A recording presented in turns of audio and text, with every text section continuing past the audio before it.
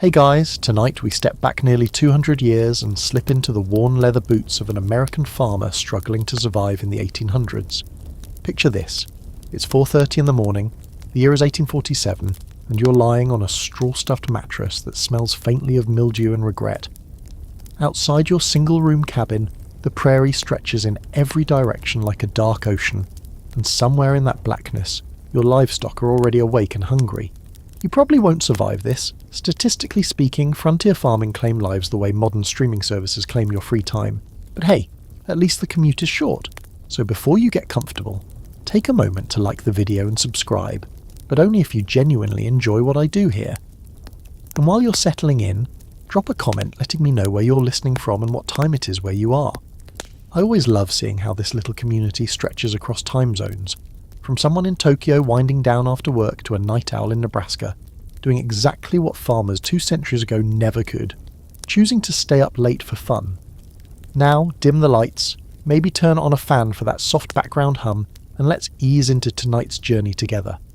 Your eyes open before your mind catches up with the waking world. The cabin is so dark that for a moment you cannot tell if your eyes are truly open, or if you've simply imagined the act of waking. There's no gentle alarm, no smartphone gradually increasing its volume with your favourite song. Instead, there's something far more primal pulling you from sleep. An internal clock wound tight by years of necessity, a biological understanding that daylight is currency, and you cannot afford to waste a single coin of it. The cold hits you first. Not the pleasant crispness of autumn air, but a bone-deep, aggressive chill that has seeped through every crack in your cabin walls during the night. You can see your breath, a pale ghost hovering above your face before dissolving into the darkness. The fire in your stone hearth has died down to embers, orange and sullen, offering about as much warmth as a distant memory. Your wife stirs beside you, and you feel her shoulder press against yours as she unconsciously seeks whatever heat. Your body has managed to retain beneath the threadbare quilt. You don't want to move. Let's be honest here. No one in the history of humanity has ever wanted to leave a warm bed to face a day of physical labour that would make modern CrossFit enthusiasts weep into their protein shakes. But want has very little to do with survival, and survival is the only game being played on the American frontier. So you swing your legs over the side of the bed, and your feet meet a wooden floor so cold it feels almost wet against your skin. The cabin around you is simple to the point of being nearly empty. One room serves as bedroom, kitchen, living area, and storage space. The walls are rough-hewn logs, chinked with a mixture of mud, moss and straw that you spent an entire autumn pressing into every gap you could find. Historians still argue whether these early frontier cabins were genuine improvements over the sod houses that preceded them on the plains, but from where you're standing, shivering, fumbling for your trousers in the dark, the philosophical debate seems rather beside the point. You dress quickly, layering clothes that have seen better decades. Your shirt is homespun linen, scratchy against your skin, sewn by your wife from fabric she wove herself on a loom that takes up far too much space in the corner. Your trousers are wool, patched at the knees where you've worn through the fabric kneeling in fields, kneeling to pray, kneeling to dig graves for livestock that didn't make it through the last winter. Over everything goes a coat that was once your father's, the wool still holding a faint smell of pipe tobacco and wood smoke that makes your chest tight with something you don't have time to name. Here's a peculiar fact that might help you drift off tonight. The average frontier farmer in the 1840s owned exactly 2 sets of clothes, one for work and one for Sunday church. Washing happened perhaps once a month if you had access to enough water and enough time, which you almost never did. The concept of daily bathing would have seemed not just impractical, but genuinely bizarre, a waste of precious resources that could be better spent keeping you alive. You, standing here in your cabin, probably smell strongly of wood smoke, animal musk, dried sweat, and the particular earthy scent of someone who works soil for a living. Nobody mentions this in the romantic paintings of frontier life, but it's worth knowing. Everyone smelled like a barnyard, and nobody cared, because everyone smelled the same. Now you need light. You move carefully across the cabin floor, navigating by memory around the table, the spinning wheel, the pile of firewood stacked against the east wall. Your hand finds the mantel above the fireplace, and your fingers close around the tinderbox.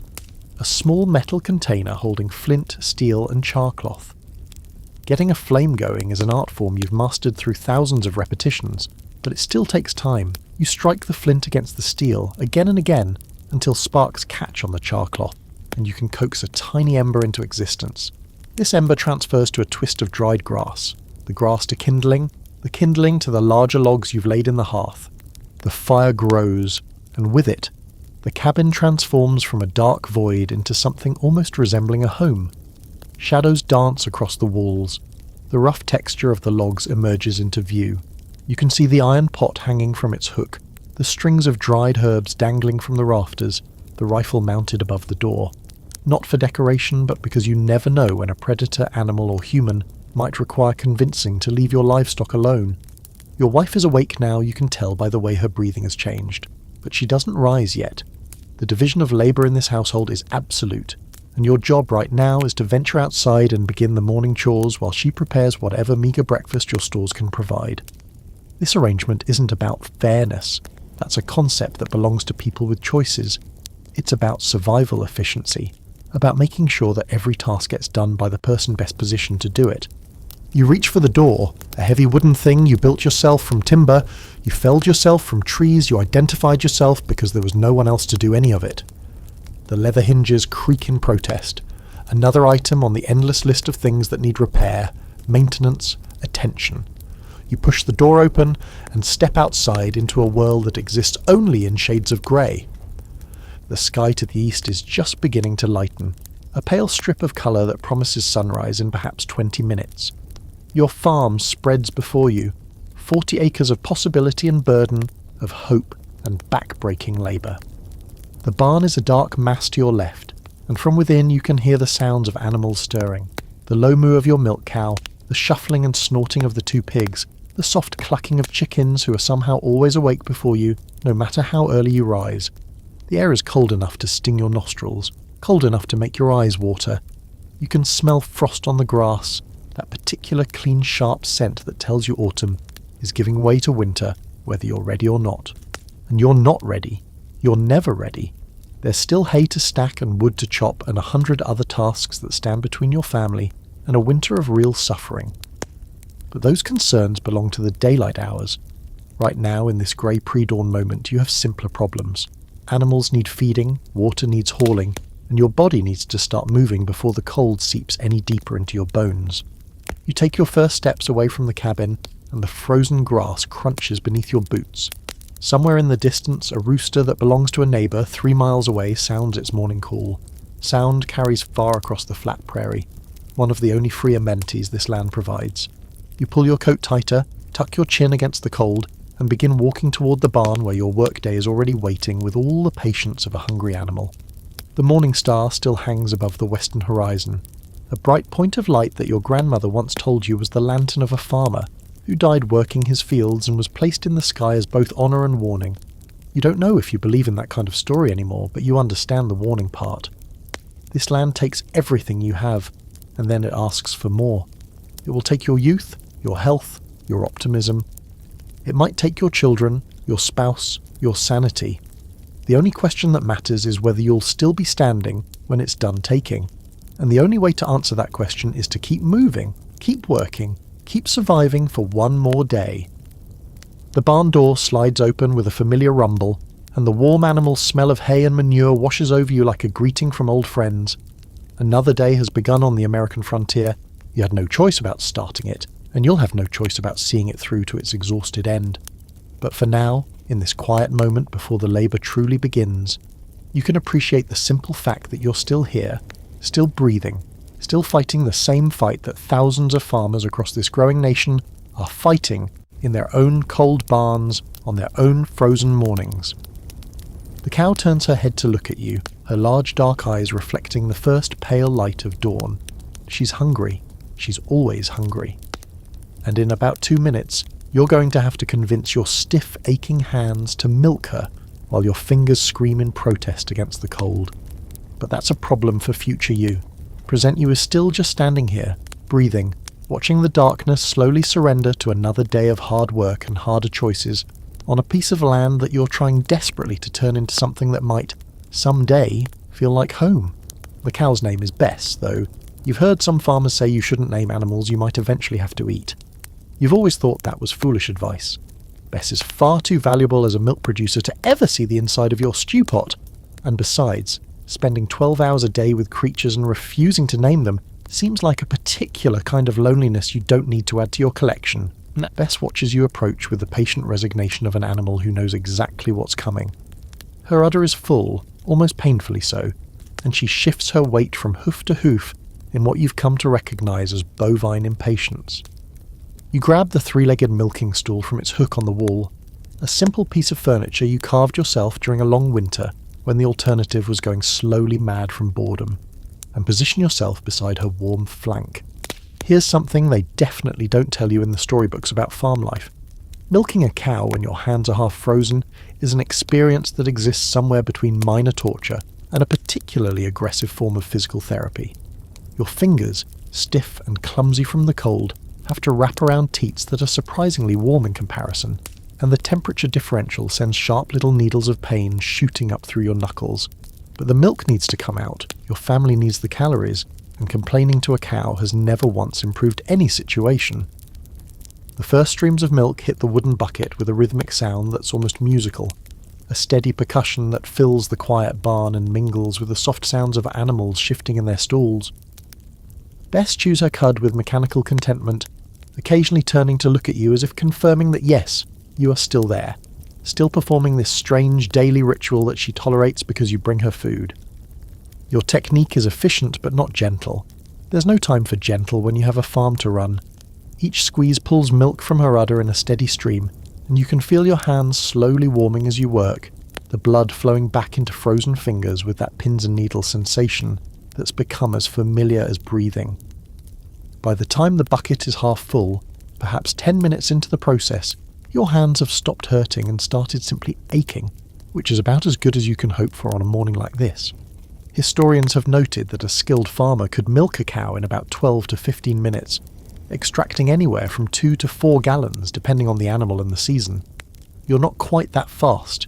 You never received formal training in anything, just picked up skills as you needed them through trial and embarrassing error. But you're competent enough to get the job done without injuring yourself or irritating Bess beyond her considerable threshold of tolerance. The chickens are watching you through the slats of their coop, their small heads bobbing with that mechanical alertness that makes birds seem perpetually surprised by existence. There are 7 of them, all hens, and they provide your family with perhaps 4 or 5 eggs daily, a protein source so valuable that you sometimes catch yourself talking to them the way a miser might address his gold coins. "Good morning, ladies," you mutter under your breath, because talking to animals is one of the few forms of conversation available when your nearest human neighbour is a 3-mile walk through fields and forests. Bess is empty now, her udder soft and deflated, and she turns to give you a look that seems to communicate both gratitude and dismissal. You stand, feeling your knees pop in protest. You're not old yet, not really, but this kind of work ages a body in ways that have nothing to do with calendar years, and carry the bucket to the cabin's small spring house, a stone-lined pit dug into the ground where the cool earth helps preserve your dairy and meat. The milk will be churned into butter later, a task that falls to your wife and takes hours of monotonous arm-pumping labour that makes your milking session look like light recreation. Now comes the water. This is perhaps the chore you dread most, and the fact that it must be done before breakfast every single morning regardless of weather, health, or emotional state is one of the universe's crueler jokes. Your well is located approximately 200 feet from your cabin, close by frontier standards, practically next door. But those 200 feet might as well be 200 miles when you're carrying full buckets in both hands. The well itself is a simple affair, a hole in the ground, roughly 20 feet deep, lined with stones you carried from the nearest creek bed, topped with a wooden frame and a windlass for lowering and raising the bucket. Some farmers in more established areas have fancy pumps, but you can't afford such luxuries, and probably couldn't maintain them even if you could. What you have is rope, a bucket, and the knowledge that your family will die without water, which turns out to be a powerful motivator. The first bucket goes down smoothly, the rope running through your hands with a familiar whisper. You hear the splash as it hits the water table, feel the rope go slack, then tight again as the bucket fills. Now comes the hard part, cranking the windlass, fighting against the weight of water that seems to increase with every turn, feeling your shoulders and back protest against labour they've performed 10,000 times before, and will perform 10,000 times again. Here's a quirky little detail that might amuse you as you drift towards sleep. Water weighs approximately 8 pounds per gallon, and your household requires somewhere between 10 and 15 gallons daily for drinking, cooking, cleaning and livestock. That's upwards of 120 pounds of water that you personally haul from well to cabin before the sun has fully cleared the horizon. Fitness influencers today charge money to simulate this kind of workout. You get to do it for free every morning whether you want to or not. The bucket emerges from the well, water sloshing over the edges and darkening the frozen ground. You pour it into one of the 2 large wooden pails you brought from the cabin, then send the bucket down again. Splash, fill, crank, pour, splash, fill, crank, pour. The rhythm becomes almost meditative, your mind drifting while your body performs actions it could complete in its sleep. By the time both pails are full, your arms are trembling slightly, and a thin sheen of sweat has formed on your forehead despite the cold. Sweat in cold weather is dangerous. It makes you wetter, which makes you colder, which can lead to the kind of chill that settles in your chest and doesn't leave until spring or death, whichever comes first. You take a moment to breathe, to let the sweat cool before you pick up the pails and begin the walk back to the cabin. The sun has finally crested the horizon, a pale yellow disk that provides light but precious little warmth. The frost on the grass is beginning to melt, turning the ground soft and treacherous underfoot. You pick your way carefully, the full water pails pulling at your shoulders, the weight of them making your spine compress in ways that will almost certainly cause problems 20 years from now, if you're lucky enough to have a 20 years from now. Your cabin comes into view, smoke rising from the chimney in a thin grey column that tells you your wife has fed the fire, and breakfast is likely underway. The sight of it, this rough structure you built with your own hands from materials you gathered from land you're still paying for, fills you with something complicated, a mixture of pride and exhaustion and fear that you've never quite learned to name. But your day is nowhere near done.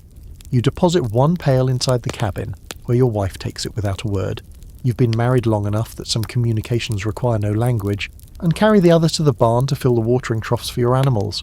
The pigs grunt their appreciation, or possibly their eternal dissatisfaction. It's hard to tell with pigs. The chickens scatter and reconvene around the small trough you've rigged for them, pecking at their own reflections with the aggressive self-involvement that seems to define poultry existence. Now there's hay to distribute, a task that sounds simple until you realise that hay bales in this era weigh anywhere from 40 to 80 pounds each, and you don't have neat rectangular modern bales, but loose hay that you cut and dried yourself and piled in your barn loft, where it occasionally hosts mice, snakes, and once, memorably, a family of extremely surprised raccoons. You climb the ladder to the loft, feeling the rungs creak beneath your weight, and grab armfuls of hay to toss down into the feeding areas below. Dust and bits of dried grass swirl through the air, getting into your eyes, your nose, your mouth. You sneeze, curse quietly, and keep working because there is no alternative to working. There is only work and more work, and the brief unconsciousness of sleep before work begins again. Historians still argue whether the American frontier farmer worked harder than medieval peasants, or merely differently. The debate tends to get academics quite heated at conferences, which is the closest thing academic life has to professional sports. What's not debatable is that you, standing here in your barn loft distributing hay to hungry animals, are performing labour that will occupy nearly every waking hour of your existence until either machines arrive to help or your body gives out entirely. The animals are fed now, at least temporarily. The water troughs are full. The milk is cooling in the spring house.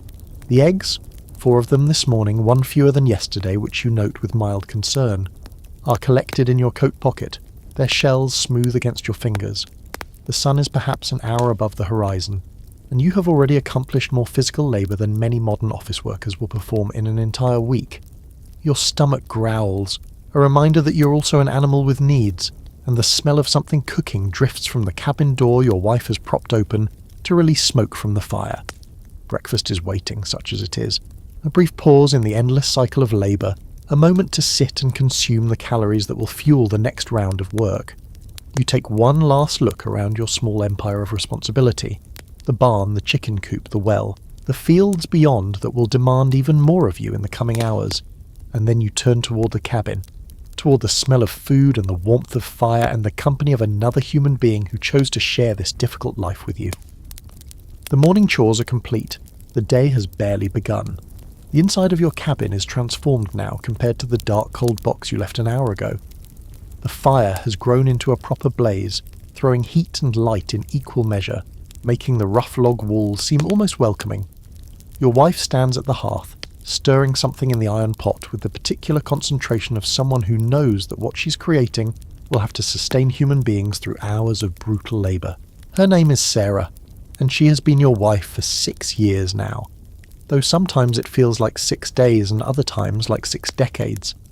She came west with you from Ohio, leaving behind her parents, her sisters, and the only life she'd ever known, because you had a dream about land and independence and all those words that sound noble until you're actually living them. You wonder sometimes if she regrets the choice, but you've never asked because you're afraid of the answer, and besides, there's no going back now for either of you. She looks up as you enter, her face flushed from the fire's heat, her hair already escaping from the bun she pinned up in the darkness of early morning. There are new lines around her eyes, you notice, lines that weren't there when you married her, lines that the Prairie has drawn on her face the same way it's carved aches into your shoulders and caution into your soul. She's 24 years old and looks 35, and you're 27 and look 40, and both of you are aging at a rate that people in future centuries will find difficult to comprehend. Breakfast is almost ready, she says, and her voice is the first human voice you've heard today, warm and familiar and carrying undertones of exhaustion that she works hard to hide. You nod, moving to the water pail to wash your hands, a habit your mother drilled into you, and one that many of your neighbours consider excessive, bordering on eccentric. The water is cold, of course, shocking against skin that had just started to warm up from your walk to the cabin, but you scrub your palms and fingers clean of hay dust and animal smell before taking your seat at the rough wooden table. The table is one of the few pieces of furniture in your home that you didn't make yourself. It belonged to Sarah's grandmother, was carried across the mountains in pieces on the back of a wagon, and was reassembled in this cabin as one of the few connections to the life you both left behind. Your fingers trace a groove in the wood, a scar from some long ago accident, and you wonder briefly about all the meals that have been eaten at this table before yours, all the hands that have rested where yours rest now. Sarah brings 2 wooden bowls to the table, each filled with a thick porridge made from cornmeal, water, and a small amount of the bacon grease she saves religiously in a tin by the fire. It's not much to look at, a greyish-yellow mass that sits in the bowl with the enthusiasm of something that knows it's not particularly wanted, but it's hot, and it's calories, and it will keep you moving until the midday meal, which will be almost identical to this one. You eat quickly, not because the food is enjoyable, but because eating is a task like any other, something to be completed efficiently so you can move on to the next task. The porridge is bland, under-seasoned, because salt costs money you don't have, but your body accepts it gratefully, your stomach finally quieting its complaints. Here's a historical fact that might make you appreciate your next meal a little more. The average frontier farmer consumed somewhere between 3,000 and 4,000 calories daily, which sounds like a lot until you consider that they were burning every single one of those calories through physical labour. The difference between eating enough and not eating enough was often the difference between surviving the winter and becoming one of those sad little stories neighbours told about families who didn't make it. Sarah sits across from you, her own bowl in front of her, but you notice she eats more slowly, takes smaller bites. This is partly because she's been working over the hot fire, and her appetite is suppressed by the heat, but it's also because there's an unspoken calculus happening in her head, a constant evaluation of food stores versus months until spring versus number of mouths to feed. If portions need to be cut, they'll be cut from her bowl first. This is not something you've ever discussed, but it's something you both know, a silent agreement about whose survival takes priority in times of scarcity. The eggs you collected this morning will not appear at this meal. They're too valuable for everyday eating. They'll be saved for days when extra energy is needed, or perhaps traded at the general store for goods you can't produce yourself. Every resource on this farm is accounted for, allocated, stretched as far as it can possibly go.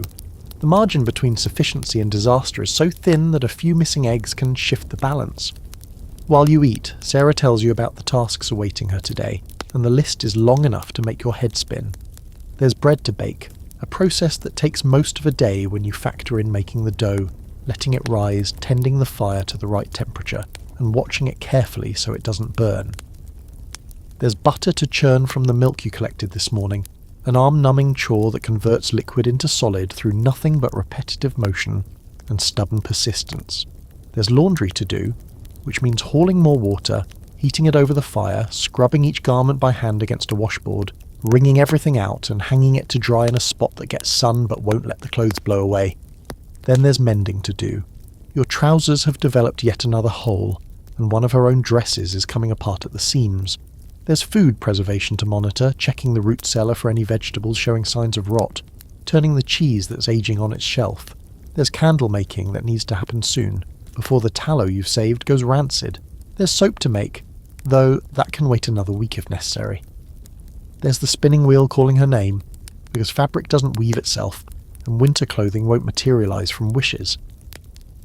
Historians have noted that the frontier farm wife often worked longer hours than her husband, and while the comparison isn't entirely fair, different kinds of labour are difficult to measure against each other. There's no question that Sarah's day will be every bit as demanding as yours, just conducted within a different set of walls. The myth of the farmer's wife as a supporting character in her husband's agricultural drama is exactly that. A myth. She's running a parallel enterprise of equal complexity and importance, and without her contributions, your farm would collapse before the first frost. Here's a quirky little detail about frontier women that might be lodged in your mind as you drift towards sleep. Many farm wives became expert amateur chemists out of sheer necessity, understanding the precise ratios of lye to fat needed for soap, the exact timing required for cheese to set properly, the chemistry of bread rising and falling. They couldn't have explained these processes in scientific terms. Formal education was a luxury most couldn't afford, but their practical knowledge was extensive and precise, passed from mother to daughter in an unbroken chain of survival wisdom. You finish your porridge, scraping the bowl with your spoon to get every last bit of caloric value from it. Sarah takes your bowl without being asked, adds it to the pile of items that will need washing, and turns back to her endless list of tasks. You could offer to help her, but the truth is that your labour is needed in the fields, and the division of work isn't about preference, but about efficiency. Each of you has specialised knowledge and skills that make you better suited to your particular domain. There's a brief moment, though, before you head out the door when you catch her eye, and something passes between you that doesn't require words. It might be love, that overused and underdefined emotion that poets write about but farmers live. It might be gratitude for another day you're both still alive to face. It might be simple acknowledgement. I see you. I know how hard you work. I couldn't do this without you. Whatever it is, it lasts only a second before you're both back in motion. Two components of a single machine designed for the purpose of survival. The door closes behind you, and you're back in the cold morning air. The sun now fully risen but still weak in the late autumn sky. The fields await you, 40 acres of obligation stretching toward the horizon, and somewhere out there is all the work that will fill the hours between now and nightfall. But before you head to the fields, you need to check the fences. You need to inspect the barn roof, which has been leaking slightly in the northwest corner. You need to split more firewood, because the pile by the cabin is getting low and winter is coming whether you're prepared for it or not. Your day has been underway for less than 3 hours, and already you've done more physical labour than you did in a week, back when you worked in your father's general store in Ohio.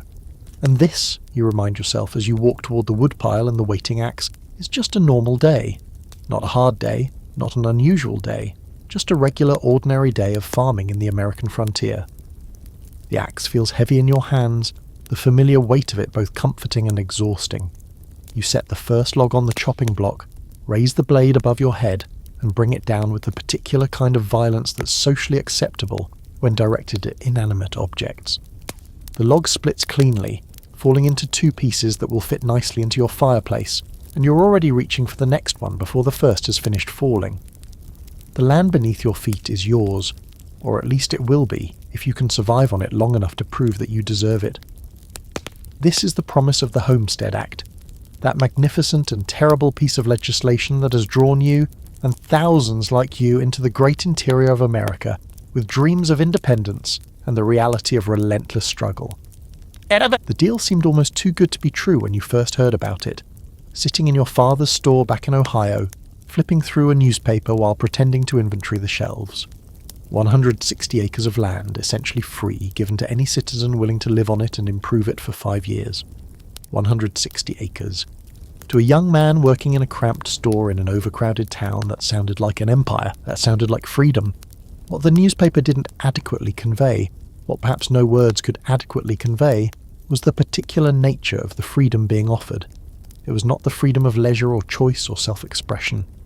It was the freedom to work yourself to exhaustion on land that might or might not yield enough to keep you alive. The freedom to fail spectacularly in a place where failure meant death.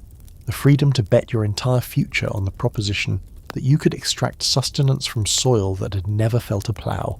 But here you are, you took the bet.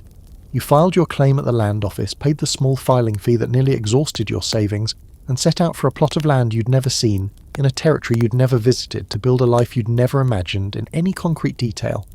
That was 4 years ago. You have 1 year left before the land becomes officially, legally, permanently yours, assuming you're still alive to sign the paperwork. Historians still argue whether the Homestead Act was primarily a success or a failure, a genuine opportunity for ordinary Americans or a cruel trick that enriched speculators while breaking the backs and spirits of would-be farmers. The truth, as you're experiencing it, seems to be more complicated than either simple narrative. The Act did give you access to land you could never have afforded to buy outright. It did provide a path to property ownership that would have been closed to someone of your modest background in the more established regions of the country. But it also placed you in a situation where survival requires resources you don't have, skills you're still learning, and luck that seems to come and go without any pattern you can discern. Let's talk about the money, because the money is what wakes you up in the middle of the night, sweating despite the cold, running calculations in your head that never seem to come out in your favour. The land was free, yes, but nothing else was. Your cabin required tools to build, an axe, a saw, nails, a hammer, and while you brought some of these with you from Ohio, others had to be purchased at frontier prices that seemed designed to extract every penny from desperate settlers. The plough you used to break the soil cost you nearly a year's worth of savings, and it's a simple walking plough, nothing fancy, just an iron blade and a wooden frame that requires a draft animal to pull, and a human to guide. The draft animal, a patient ox named Samuel who does most of the heavy pulling on your farm, cost you even more. Good oxen are expensive, because good oxen are the difference between a farm that functions and a farm that fails. You bought Samuel from a farmer who was giving up, heading back east with his family after 3 years of struggle, and the desperation in his eyes when he accepted your offer was something you've never been able to forget. Then there's the seed. Every spring you need seed to plant, and every spring you have a choice. Use part of your previous harvest as seed stock and accept lower quality plants, or purchase new seed from merchants who know exactly how little choice you have. You've done both, depending on the year, depending on what you can afford, depending on how the previous harvest went, and the taxes.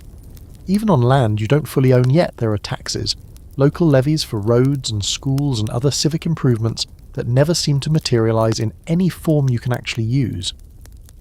The tax collectors come around once a year, patient and implacable, and if you can't pay, they take note of it with the calm efficiency of people who know that eventually debt always comes due.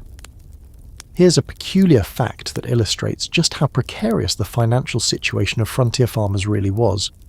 During the 1870s and 1880s, it's estimated that between 40 and 60% of homesteaders eventually failed, abandoning their claims before the 5-year residency requirement was complete. Some went back east, broken. Some moved to towns and took wage labour, becoming the rural proletariat that politicians would later pretend didn't exist. Some died, their claims passed to speculators who had been waiting patiently for exactly this outcome. You're not going to be one of those statistics. That's what you tell yourself anyway, every time the numbers don't add up, and you have to decide which debt to pay and which to defer.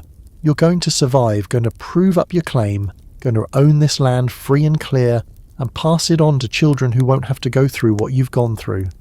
This is the promise you made to yourself when you filed that claim, and it's the promise you repeat like a prayer whenever the doubts creep in. The mortgage is the heaviest chain around your neck, the one that tightens a little more each year. You didn't take out the mortgage right away. For the first 2 years, you lived on savings and the small profits from your meagre harvests, barely breaking even but technically staying in the black. Then came the bad year, the year when the rains didn't come and your corn withered in the fields. and you watched months of work turn to dust in a matter of weeks. The merchant in town, a man named Henderson who runs the general store and also serves as the local agent for a bank back east, explained the terms in a voice that managed to be simultaneously sympathetic and businesslike.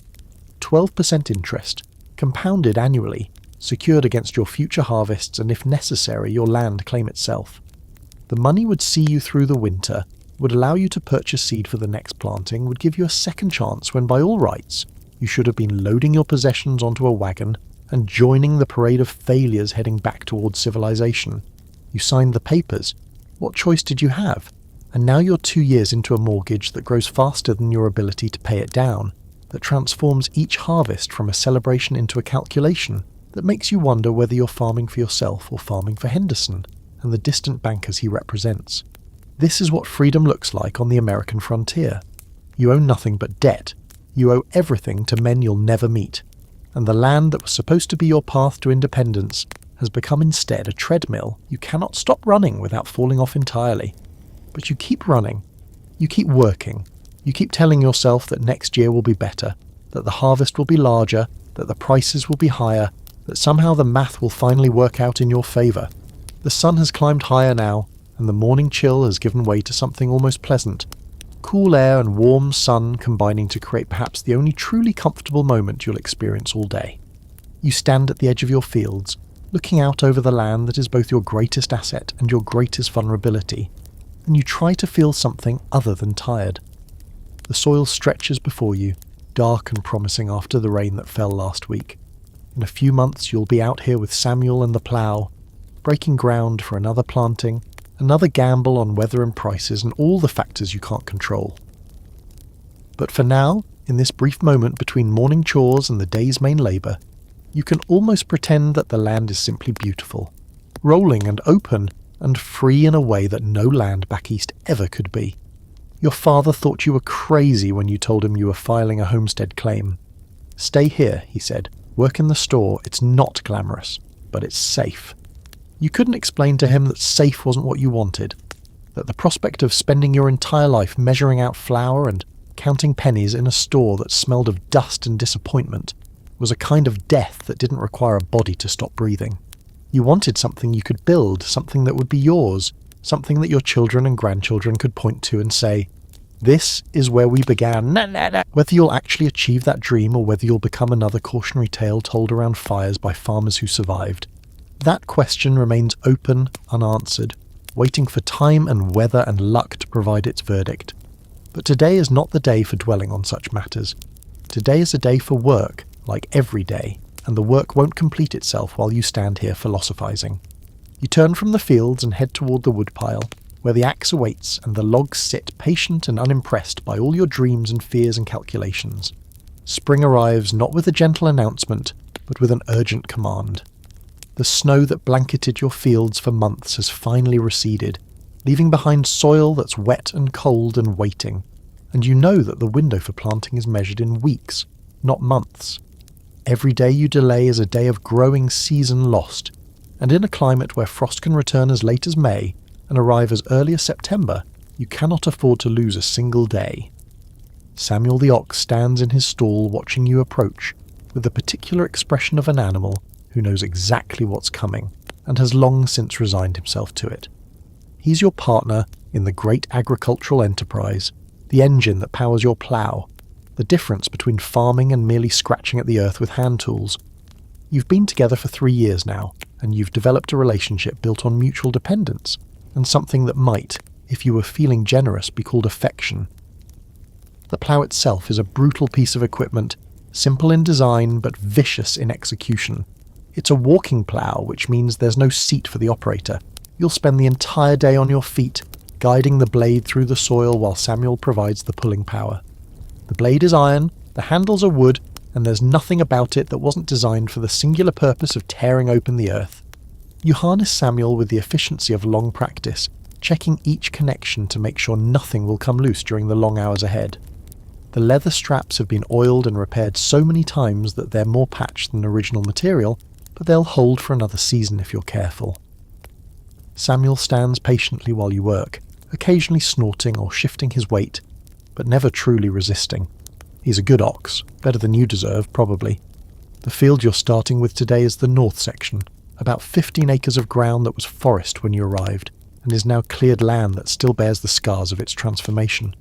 There are stumps here and there, some you couldn't afford to remove, others you left deliberately to serve as landmarks or future fence posts, and roots that lurk beneath the surface, waiting to catch your plough blade and send you stumbling. You position yourself behind the plough, grip the handles, and give Samuel the command to move. He leans into the harness, the leather creaks, and the blade bites into the earth with a sound that's somewhere between a sigh and a scream. This is where the real work begins. Ploughing is not the gentle, pastoral activity depicted in paintings and children's books. It's warfare conducted against the earth itself, a violent negotiation between human will and natural resistance. The soil doesn't want to be opened. It's spent all winter compacting, freezing, settling into a state of solid unity, and now you're asking it to surrender that unity, to become something loose and arable, to accept the indignity of seeds and cultivation. The plough blade catches on something, a root maybe, or a rock that's worked its way up from the depths, and you feel the impact in your shoulders, your back, your wrists. Samuel keeps pulling because that's what he does, and you have a split second to decide whether to fight through the obstruction or stop and clear it. You fight through, leaning your weight onto the handles, forcing the blade forward until whatever was blocking it gives way or gets cut in half. Your arms are burning within the first hour. This is not an exaggeration or a metaphor. The muscles in your forearms, your biceps, your shoulders are literally on fire with the strain of controlling a plough that wants to go its own direction, that catches and drags and requires constant correction. Meanwhile, your legs are doing their own labour, carrying you step after step over uneven ground, while you try to keep pace with an ox who doesn't understand the concept of a coffee break. Here's a historical fact that might help you appreciate modern agriculture. Before the steel plough was invented and popularised in the 1830s and 1840s, breaking prairie sod was so difficult that it often required multiple teams of oxen, and produced only about an acre of newly ploughed land per day. The thick root systems of prairie grasses had been developing for thousands of years, and they didn't give up their territory without a fight.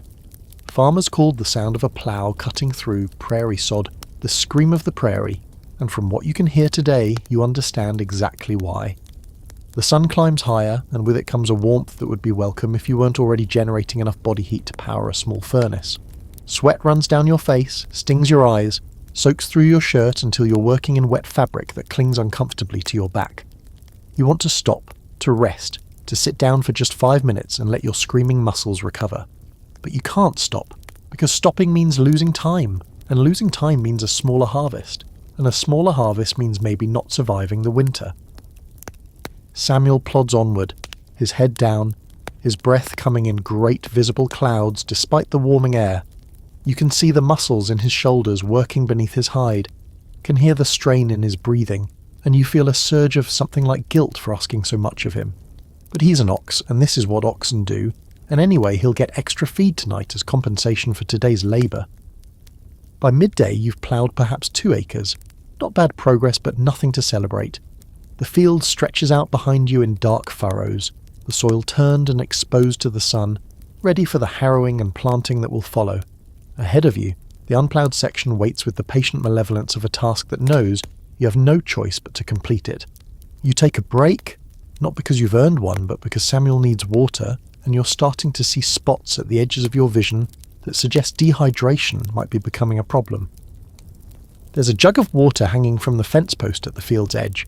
You put it there this morning, knowing you'd need it, and you drink deeply while Samuel slurps from a bucket you've carried from the barn. Historians still argue about the efficiency of animal-powered versus human-powered agriculture in the early 19th century, and the debates get surprisingly heated for discussions about something that happened 200 years ago. What's not debatable is that having Samuel means you can plough more land in a day than you could plough in a week using only hand tools, and that mathematical reality is the difference between a farm that might succeed and a farm that definitely won't. Your lunch is whatever Sarah packed for you this morning. Probably bread and cheese, maybe some dried meat if you're lucky.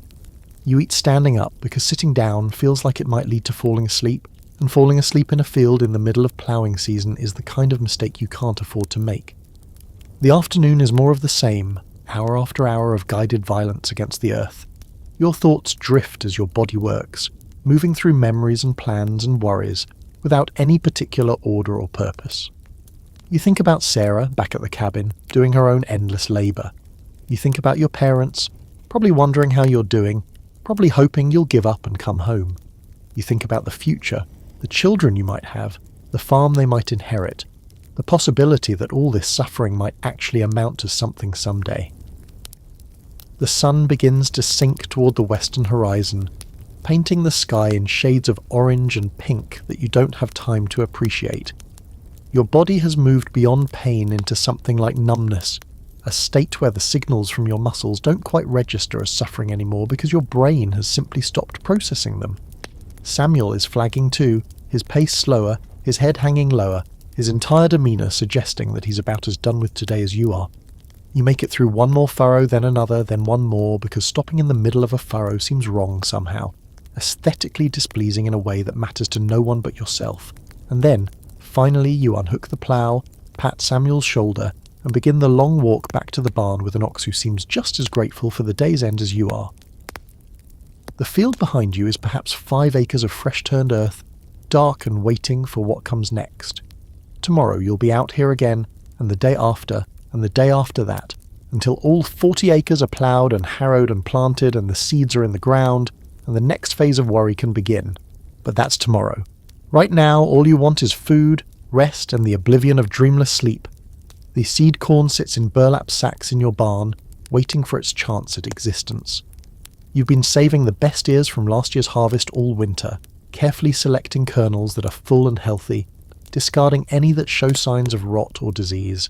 This is seed corn, the genetic future of your farm, and choosing it well is one of the few factors in the agricultural equation that you can actually control. Your neighbours have different opinions about how to select seed corn, and conversations at the general store sometimes become surprisingly heated. Old Man Peterson swears by selecting only from ears that grew in the centre of the stalk, claiming this produces stronger plants. The Johansson brothers insist that the largest kernels make the best seeds, while a German immigrant named Möller plants by the phases of the moon, and seems to do about as well as anyone else, which either proves his method works or proves that farming is so unpredictable that any method works as well as any other. Historians still argue about whether these folk methods had any scientific validity, and the answer seems to be sometimes yes, sometimes no, and sometimes it depends on factors that 19th century farmers had no way of measuring. The tradition of selecting seed corn from the best ears did, in fact, function as a primitive form of selective breeding, gradually improving crops over generations. The moon planting stuff?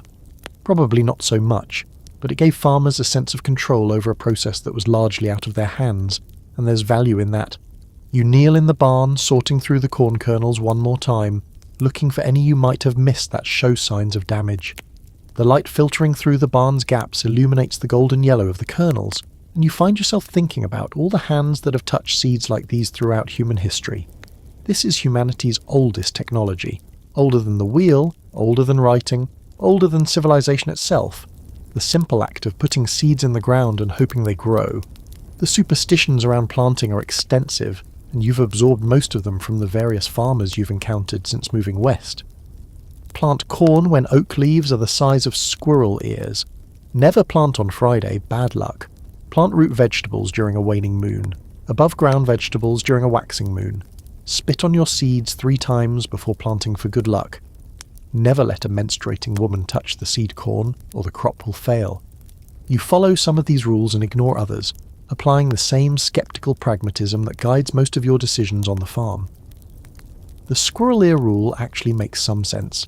It's essentially saying to plant corn when the soil has warmed up enough that other plants are showing growth. The menstruation thing is pure nonsense, but you'd never say that out loud because some of your neighbours take these beliefs very seriously, and you can't afford to alienate the few people who might help you in a crisis. Today is planting day, and the weather is cooperating in that miraculous way that makes you remember why you chose this life. The sky's clear, the temperature is warm without being hot, and there's a gentle breeze that carries the smell of turned earth and growing things. It's the kind of day that makes even the hardest labour feel almost bearable. The ploughing is done, the harrowing is done, and the field before you is soft and ready. You've spent days preparing the soil, breaking up clods, removing rocks and roots, creating the most hospitable environment you can manage for the seeds you're about to entrust to the earth. Now comes the part that feels almost ceremonial, the actual placement of potential life into the ground. Your method is simple and labour-intensive, which describes pretty much everything you do on this farm. You walk the rows with a hoe, creating small mounds spaced about 3 feet apart. Into each mound goes 3 or 4 kernels of corn, planted about an inch deep and pressed firmly into the soil. Then the mound gets covered, patted down, and you move on to the next one. Why multiple seeds per mound? Because not every seed will germinate. Not every germinated seed will survive. By planting several in each spot, you're hedging your bets, ensuring that even if 2 or 3 seeds fail, the 4th might make it. Later in the season, if multiple seeds in the same mound successfully sprout, you'll thin them down to the strongest plant. It feels wasteful, planting seeds you might later pull up and discard, but it's actually the opposite of wasteful. It's insurance against the 1,000 things that can go wrong between planting and harvest. Here's a quirky historical detail that speaks to the endless creativity of American farmers. Some of your neighbours have started planting using what they call the hill method, placing corn, beans and squash in the same mound. The corn provides a structure for the beans to climb. The beans fix nitrogen in the soil, fertilising the corn. The squash spreads along the ground, shading out weeds and retaining moisture. This method, learned from Native American farmers who perfected it over centuries, is sometimes called the 3 Sisters, and it's one of the most elegant agricultural innovations in human history. You're not using the 3 Sisters method today, you're planting corn alone, in straight rows that will be easier to cultivate later, but you've experimented with it in small sections of your field, and the results have been impressive enough that you're thinking about expanding the practice next year. The sun beats down as you work and the rhythm of planting becomes almost meditative. Hoe into the soil, create the mound, drop the seeds, cover them over, pat down, move on, repeat, repeat, repeat. Your mind drifts while your body works, and you find yourself thinking about the future of these seeds, imagining the plants they'll become, the harvest they might produce, the food that will sustain your family through another winter. Each seed is an act of faith. You're placing something alive into the darkness of the earth and trusting that it will find its way toward the light. You're betting months of future labour on the proposition that rain will fall, sun will shine, and the mysterious chemistry of growth will transform these small hard kernels into tall green stalks, heavy with ears of grain. It's terrifying when you think about it too hard, which is why you try not to think about it too hard. By early afternoon you've planted perhaps half an acre. Slow progress, but progress nonetheless. Your back aches from the constant bending, your knees are sore from the occasional kneeling, and your hands are developing new calluses in response to the hoe handle's constant friction. But the field behind you is dotted with freshly planted mounds, each one representing a gamble on the future. Sarah comes out to help in the late afternoon, bringing water and the welcome news that she's finished the bread baking that had kept her occupied all morning. With 2 people working, the pace increases noticeably, and you find yourselves falling into the same rhythm, working parallel rows in companionable silence. There's something intimate about planting together, something that feels more like partnership than any other activity on the farm. You're both literally investing in the same future, placing your hopes and labour into the same soil, trusting the same forces beyond your control to bring about the same outcome. If the crop succeeds, you'll celebrate together. If it fails, you'll suffer together. Either way, you're in this together, which is about as good as marriage gets on the frontier. The sun is setting by the time you plant the last kernel of the day, and you stand together at the edge of the field, looking out over acres of freshly turned earth that now contain, hidden from view, thousands of seeds waiting to become something. "Think it'll be a good year?" Sarah asks, and you can hear the hope in her voice, the desperate optimism that keeps farmers going despite everything. "I think it'll be a year," you say, which is about as much as you're willing to promise. She laughs, and the sound of it carries across the empty field, and for a moment everything feels almost hopeful. Tomorrow you'll be back out here planting more rows, covering more seeds, placing more bets against the universe.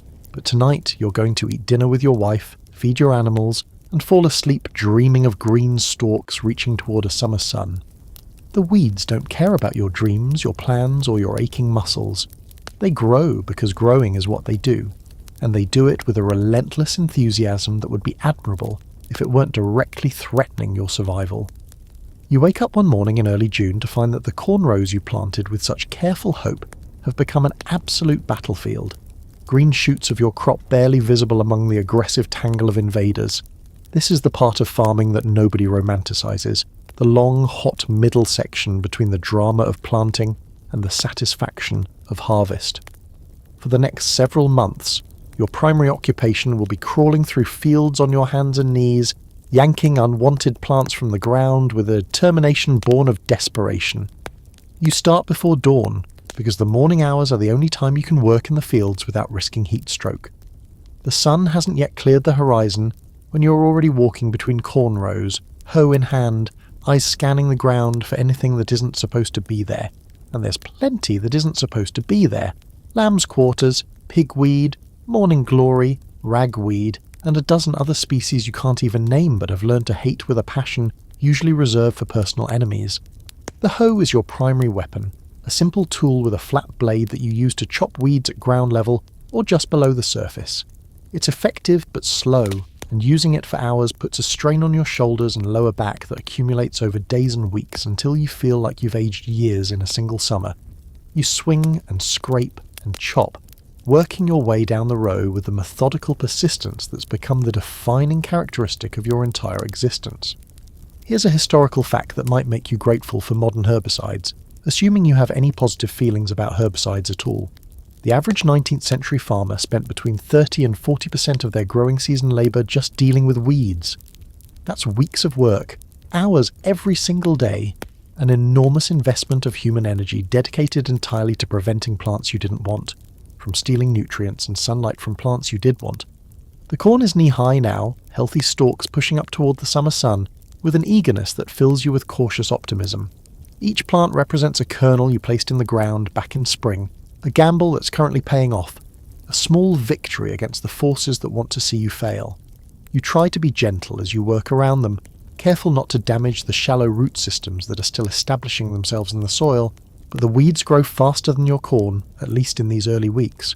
Some species can germinate, establish, and begin reproducing in less time than it takes your corn to add a single set of leaves. They've evolved specifically to exploit disturbed soil, which is, from a weed's perspective, exactly what your carefully cultivated field represents, and they're very, very good at their jobs. The worst ones are the vines.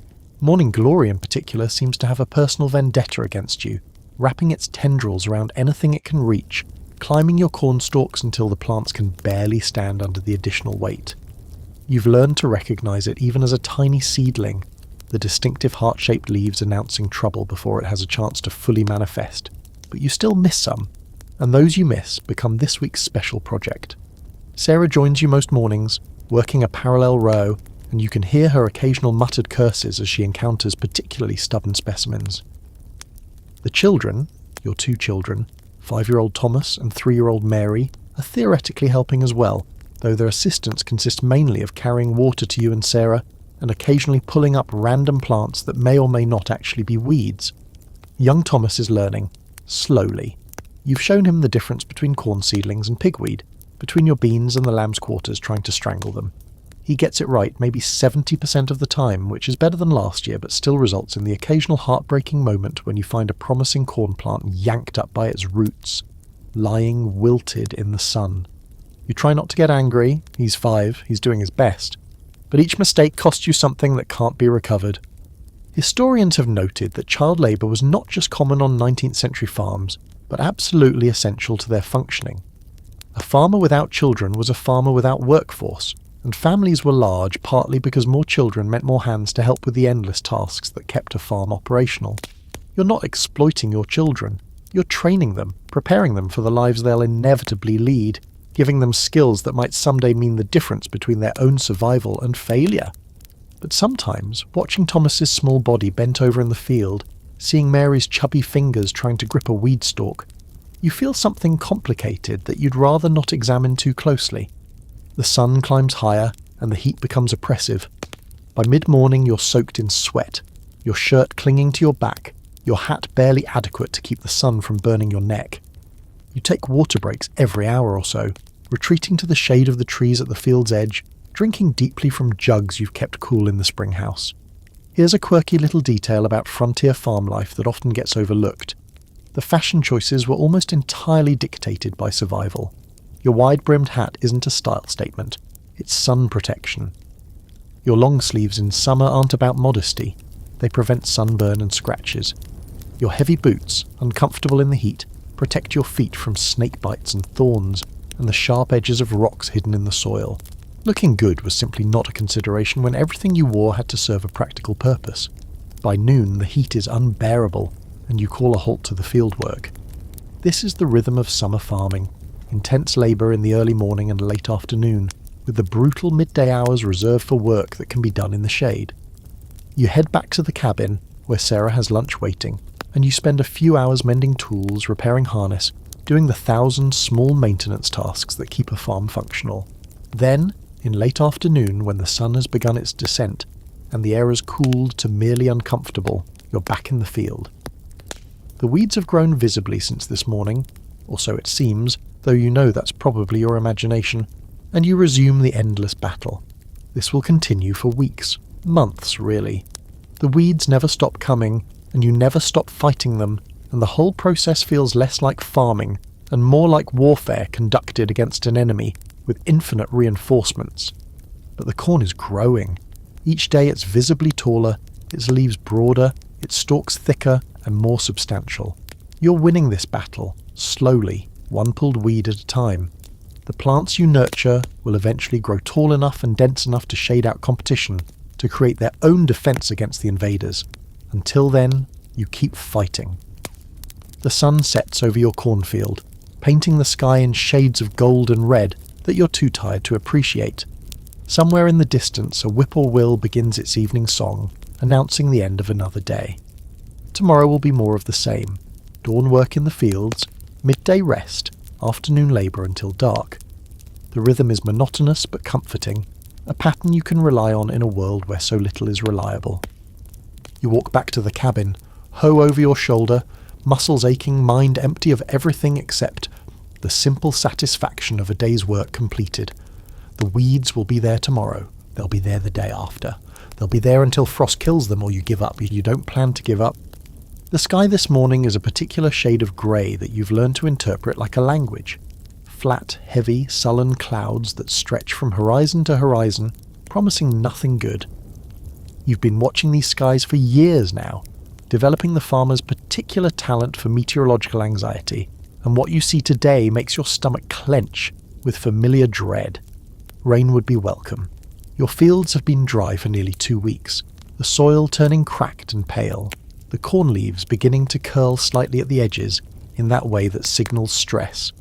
You've been carrying water from the well to your kitchen garden, the beans and tomatoes and squash that provide variety to your diet, but there's no way to water 40 acres of corn by hand. For that, you need the sky to cooperate, and the sky has been uncooperative lately, but there's rain, and then there's rain. What you want is a gentle soaking, a steady drizzle that gives the soil time to absorb moisture without running off. What those clouds are threatening is something else entirely, the kind of violent summer storm that can drop inches of rain in minutes, that can turn fields into lakes, that can wash away topsoil you've spent years building. Historians have documented the particular cruelty of water in American agriculture, its feast or famine nature, the way it arrives either in devastating excess or heartbreaking absence, rarely in the moderate amounts that farmers actually need. The 19th century farmer had almost no tools to manage this fundamental problem. You couldn't irrigate on any meaningful scale. You couldn't prevent floods except by choosing high ground for your fields, which wasn't always possible. You could pray, but prayer's agricultural track record is, at best, statistically indistinguishable from random chance. You do your morning chores with one eye on the sky, moving through the familiar routine of feeding and watering, while part of your mind runs calculations about worst-case scenarios.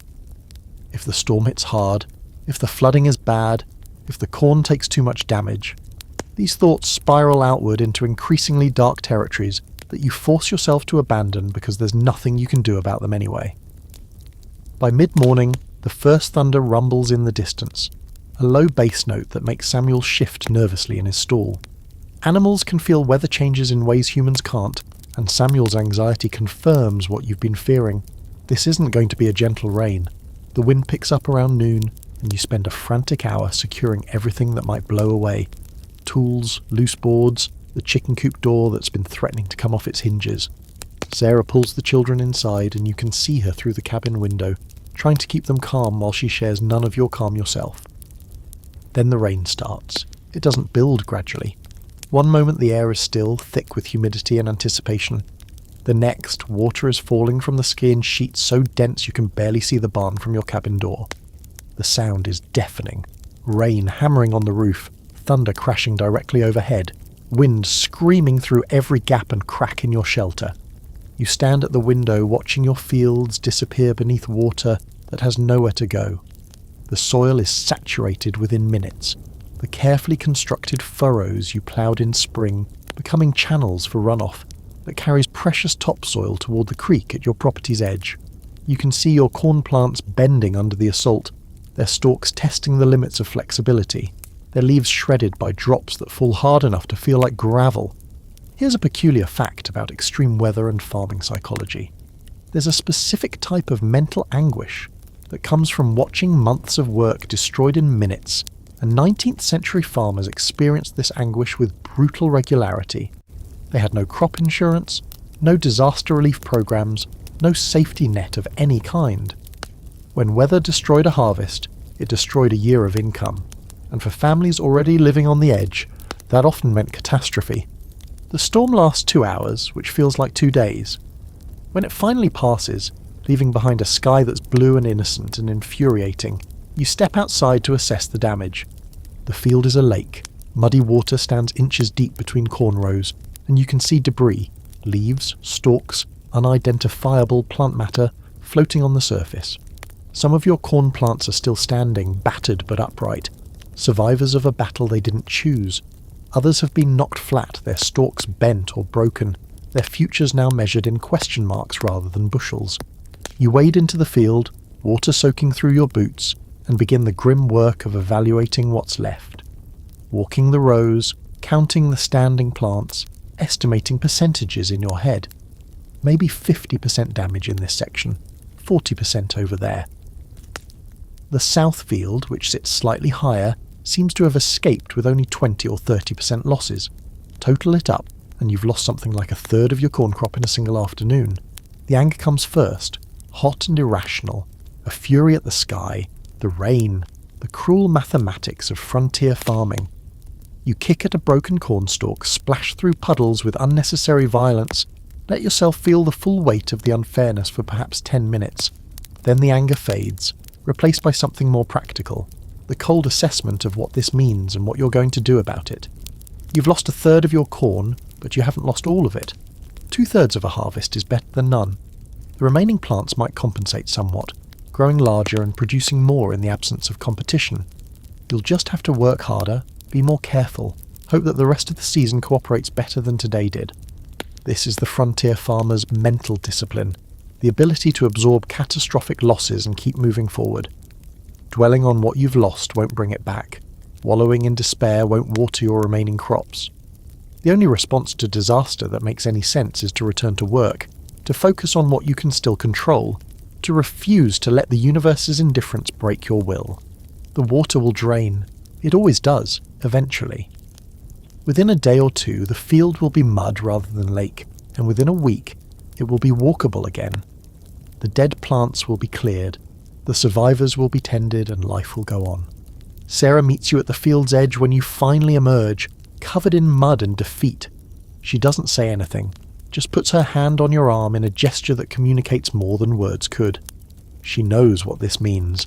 She's done the same calculations you have, and she's come to the same conclusion. Nothing to do but keep going.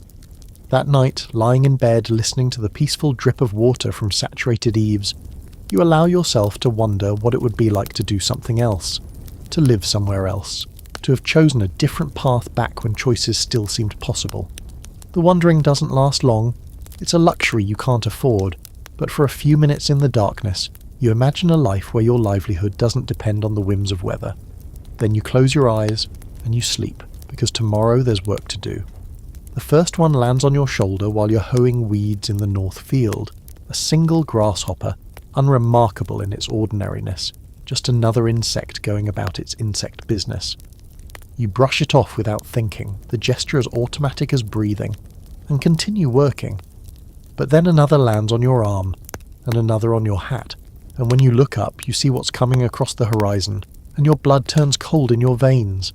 The cloud is dark and moving wrong, shifting and pulsing in ways that clouds made of water vapour simply don't. It stretches across the western sky like a biblical plague, which is exactly what it is, and the sound of it reaches you before the main swarm does, a dry, papery rustling that builds into a roar as millions upon millions of wings beat against the air. Locusts, Rocky Mountain locusts to be specific, though you don't know their scientific name and wouldn't care if you did. What you know is that they eat everything, that they come in numbers beyond comprehension, and that there is absolutely nothing you can do to stop them. You run for the cabin, not because the cabin offers any real protection, but because Sarah and the children are there and some instinct says you should be with your family when the world ends. You burst through the door just as the first wave of insects hits, and suddenly the air is full of bodies. The sound is overwhelming, and tiny legs and wings are everywhere, on your clothes, in your hair, crawling across every surface. The children are screaming. Sarah has pulled them into the corner, covering them with her body, her face a mask of controlled terror. You grab blankets, quilts, anything that can serve as a barrier, and you stuff them into the gaps around the door and windows while insects pour through every crack too small for fabric. Here's a historical fact that puts your current nightmare into perspective. The Rocky Mountain locust swarms of the 1870s were among the largest gatherings of animals ever recorded in human history. Albert's swarm of 1875 was estimated to be 1,800 miles long and 110 miles wide, containing something like 3.5 trillion insects.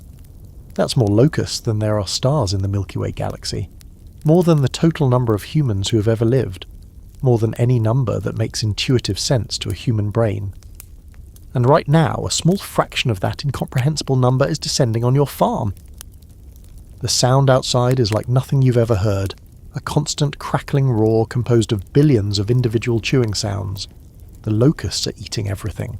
Your corn, your beans, your squash, the grass, the leaves on your trees, the paint off your barn, the leather from your harnesses, the clothes hanging on your line, anything organic, anything green, anything that contains a molecule of nutrition. Through the cabin window you can see your cornfield, and what you see makes you want to weep. The stalks that were green and promising an hour ago are being stripped bare by creatures that cover every surface, that move in waves from plant to plant, that reduce months of labour to naked stems in minutes. You watch a healthy corn plant transform into a skeletal stalk, then watch that stalk get gnawed down to nothing, and you understand in a visceral way that mathematics cannot convey just how helpless you really are. The swarm stays for 3 hours, which feels like 3 lifetimes. During that time, you hold your family in the corner of your cabin, listening to the sounds of destruction, feeling insects crawling on your skin no matter how many you brush away, smelling the particular earthy scent of 1 trillion grasshopper bodies packed into air that wasn't designed to hold them. Historians still argue about why the Rocky Mountain locust eventually went extinct. The last confirmed sighting was in 1902, and the species vanished so completely that scientists aren't entirely sure what happened to it. Some theories point to farmers destroying breeding grounds through plowing. Others suggest disease or natural population cycles. Whatever the cause, your great-grandchildren will live in a world where these swarms are only memories, where the locust plague that's currently destroying your farm will seem like something from ancient scripture rather than living experience. But that future extinction offers no comfort today. When the swarm finally moves on, following whatever mysterious signal tells billions of insects to rise simultaneously and continue their journey of destruction, you step outside into a world transformed. Everything is different. Everything is less. The green that defined summer has been replaced by brown and grey and bare earth. Your cornfield looks like it did in early spring, before anything grew, except now the soil is covered in locust droppings that form a layer several inches thick. You walk through the devastation in something like a trance, your mind refusing to fully process what your eyes are reporting. Here's where your beans were. Here's where your squash was. Here's where the corn you planted, cultivated, weeded, hoped for. Here's where that corn used to be before the locust ate it down to nothing. Your neighbours are emerging from their own cabins, surveying their own damage, their faces wearing the same expression of numb disbelief that you can feel on your own face. No one speaks, because what is there to say? The locust came, the locust ate everything, the locust left. And now you all face a winter with no harvest, no stores, no plan for survival beyond hoping that someone, somewhere, has food to spare. That night the community gathers at the Peterson farm, the largest property in the area, owned by a family that's been here longer than anyone else. You sit in their parlour, drinking coffee that Mrs. Peterson brewed because some things continue even when everything else has stopped, and you discuss what comes next. There are no good options. The county might provide some relief, but county resources are limited and the damage is widespread. The church will help if it can, but the church's members are the same farmers who just lost everything. Some families will leave, heading east to start over or take wage work until they can afford to return. Others will stay, stubborn or stupid or simply too broken to make any other choice. You'll stay. You don't know how you'll survive the winter, that problem is too large to solve right now, but you know you're not leaving. This land is yours or will be in another year. You've invested too much to walk away, and besides, walking away would require resources you no longer have. The conversation continues around you, plans and proposals and the particular dark humour that emerges when people face the unfaceable. But you're not really listening anymore. You're thinking about the bare fields waiting outside, about the long hungry months ahead, about the stubborn fact that you're still alive and still determined to be alive next spring. The locusts took your harvest. They didn't take that. So autumn arrives with a chill that carries both promise and threat, and you stand at the edge of your surviving corn, calculating whether what's left will be worth harvesting or whether you should cut your losses and focus on other preparations for winter. The field before you is a patchwork, some sections untouched by the locust plague, others recovering from flood damage, still others simply empty where nothing survived the summer's assaults. The answer, you decide, is that any harvest is worth collecting. A bushel of corn saved is a bushel you don't have to buy, and buying anything right now is beyond your means. So you gather your tools, the corn knife, the canvas bags, the wagon that Samuel will pull, and you begin the race against frost. Harvest season is the culmination of everything you've done since spring, the moment when all those hours of ploughing and planting and weeding either pay off or don't. For most farmers, it's a time of cautious celebration, of watching granaries fill and calculating whether the year's work has produced enough to see the family through to the next growing season. For you, this year, it's more complicated. A salvage operation rather than a triumphant gathering. You start in the north field where your best corn survived. The stalks are tall and golden brown, their ears hanging heavy with kernels, rustling in the October breeze with a sound like whispered promises. Each ear you pick feels like a small victory, a plant that made it through drought and flood and insects to reach maturity, a handful of calories that will fuel your family's survival. The technique is simple but labour-intensive.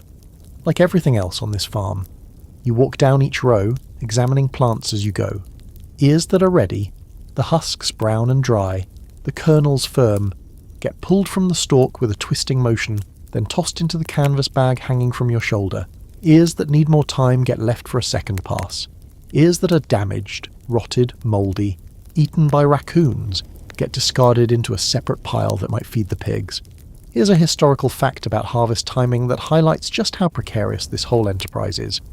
Corn must be harvested within a fairly narrow window of ripeness. Pick too early, and the kernels are soft and prone to spoilage. Wait too long, and the corn dries on the stalk, losing weight and therefore value, and becoming vulnerable to weather damage. The ideal moment is when moisture content drops to around 20%, which you determine not with sophisticated instruments, but with your teeth. You bite a kernel and see how it feels. The days are getting shorter, and you find yourself working in a kind of controlled panic, aware that each sunrise brings you closer to the first hard frost that will end the growing season entirely. Frost-damaged corn is still corn, but it's lower quality corn, more difficult to store, less valuable if you need to sell any. You want everything in the barn before that first frost hits, which means long days and aching muscles and a particular kind of exhaustion that goes beyond physical. Sarah joins you in the afternoons, when her household duties allow, and even the children contribute what they can. Thomas, at 5, can identify ripe ears and toss them into low-slung bags that he drags along the rows. Mary mostly follows behind, picking up ears that have been dropped, making a game of it in the way that young children transform work into play, without seeming to notice the difference. By evening, you've filled perhaps a dozen bags, each weighing 40 or 50 pounds, enough corn to make a visible dent in your storage when you carry it to the barn. You dump the ears into the crib, an airy wooden structure designed to let corn continue drying while protecting it from rain and animals, and immediately head back for more. Historians still argue about the efficiency of pre-mechanical harvesting methods, and the numbers vary depending on the source and the era, but a reasonable estimate suggests that a single farmer working alone could harvest perhaps 1 to 2 acres of corn per day using hand methods. You have 20-odd acres of surviving corn to process, which means at least 2 weeks of this labour, possibly 3 if weather doesn't cooperate. The weather as usual is not inclined to cooperate. The third day of harvest brings clouds that pile up along the western horizon, like trouble looking for a place to happen. You watch them through the morning, tracking their progress, calculating whether you have time to fill a few more bags before whatever's coming arrives. The answer, you decide, is yes, and you push harder than you probably should, driven by the knowledge that wet corn is dangerous corn, susceptible to mould, prone to rot, potentially worthless if it gets too damaged. The rain starts around noon, a cold, steady drizzle that soaks through your clothes within minutes. You keep working anyway, because what choice do you have? The corn won't wait for better weather. Your fingers, numb and clumsy from the cold, pull ears from stalks and shove them into bags that are themselves becoming waterlogged. By the time you give up and head for shelter, you're soaked to the skin and shivering, and the corn you've collected is wetter than you'd like. You spread the wet ears on the barn floor to dry, hoping the air circulation will prevent the worst of the mould growth, knowing that some damage is now inevitable. This is farming. You plan for the best, prepare for the worst, and live with whatever happens in between. The harvest continues for 2 weeks, interrupted by weather, by exhaustion, by the 1,000 other tasks that don't stop just because you're busy bringing in corn. By the time the last ear is in the barn and the fields are stripped bare, you've collected perhaps 2/3 of what you'd hoped for, which is better than nothing, but not as much as you needed. You stand in the barn, surrounded by the fruits of your season's labour, and you try to feel something like satisfaction. The corn is here. It's real. It's food that will keep you alive through the coming winter. That's worth something. That's worth everything. But there's no time for celebration, no moment of rest or reflection. The harvest is done, but the processing has just begun. All this corn needs to be shelled, cleaned, stored properly. And beyond that, there's winter preparation and animal care, and the endless cycle that never truly stops. Tomorrow you'll start shelling corn, turning ears into loose kernels that can be ground into meal or fed to livestock or traded for other goods. The rhythm continues, different tasks but the same underlying logic. Work or die, struggle or surrender, keep moving or get left behind. The first frost comes 3 days after you finish harvesting, coating your empty fields in white crystals that catch the morning sun like scattered diamonds. You watch from the cabin window, coffee warming your hands, and you allow yourself a small moment of relief that you beat the weather, that your corn is safe in the barn, that this particular race has been won. Tomorrow brings new races, new challenges, new opportunities to fail or succeed. But today, just for this moment, you're allowed to feel like you've accomplished something. The corn crib is full, or as full as it's going to get this year, and now begins the tedious work of turning ears into usable grain. You settle onto a wooden stool in the barn, a bucket between your knees, and you begin the process that will occupy many of your waking hours for the next several weeks, shelling corn by hand. The technique is primitive and uncomfortable. You take an ear in both hands, press your thumbs into the rows of kernels, and twist in opposite directions. The kernels pop free, falling into the bucket with a satisfying rattle, and you rotate the ear and repeat until the cob is bare. Then you toss the cob into a pile. They'll be used as fuel or fed to the pigs, and reach for another ear. It sounds simple, and it is simple. It's also mind-numbingly repetitive and surprisingly hard on your hands. After an hour, your thumbs ache. After 2 hours, they're starting to blister. After a full day, they're raw and sore, and you have to wrap them in cloth just to continue working. But the work continues, because it must, because corn on the cob is decoration, and corn as kernels is survival. Here's a historical detail that might help you appreciate the relentless innovation of the human spirit. By the 1850s and 1860s, various inventors had created hand-cranked corn shellers that dramatically increase the speed and decrease the suffering of this process. You've seen these devices advertised in agricultural catalogues, marvelled at their clever mechanisms, calculated how many hours of labour they would save. You don't own one because you can't afford one, and so you shell corn the same way farmers have shelled corn for centuries, painfully, slowly, kernel by kernel. Sarah helps when she can, and the children contribute their small efforts. And over the course of 2 weeks the bucket fills and empties and fills again, the shelled corn transferred to barrels and sacks for storage. It's monotonous work that leaves the mind free to wander, and you find yourself thinking about all sorts of things, while your hands perform their mechanical task. Memories of childhood, plans for next season, worries about the mortgage payment coming due, idle speculation about what it might feel like to not be exhausted all the time. The shelled corn needs to be stored properly, which means finding a way to keep it dry, cool, and protected from the endless parade of creatures who would love nothing more than to eat your winter food supply. You've built storage bins in your barn, lined with wood and raised off the ground to discourage rodents. But mice and rats are clever and persistent, and you know from experience that some percentage of your stores will inevitably end up in their bellies rather than yours. You set traps. You acquire cats, 2 of them now, a grey mouse named Whiskers and a tabby named Patches, and turn them loose in the barn with instructions to earn their keep. You check the bins regularly, looking for signs of pest infiltration, moving grain from one container to another when necessary. The battle against rodents is just another front in the larger war of farm survival, another task that demands attention but offers no glory. Some of your corn will be ground into meal for human consumption, transformed in the grinding process from hard kernels into flour that can be baked into bread, fried into cakes, or cooked into the porridge that serves as your breakfast staple. You don't own a grinding mill, another piece of equipment beyond your means, so you'll take your corn to the miller in town, paying him a percentage of your grain as his fee for the service. Historians have noted that the relationship between farmers and millers was often contentious, with farmers suspecting millers of taking more than their fair share, and millers complaining that farmers brought them dirty, wet, or otherwise problematic grain. The standard miller's fee was around 1/6 of the grain, which seems reasonable until you remember that this is 1/6 the food that you grew, harvested, and processed yourself, a significant cost just to convert it from one form to another.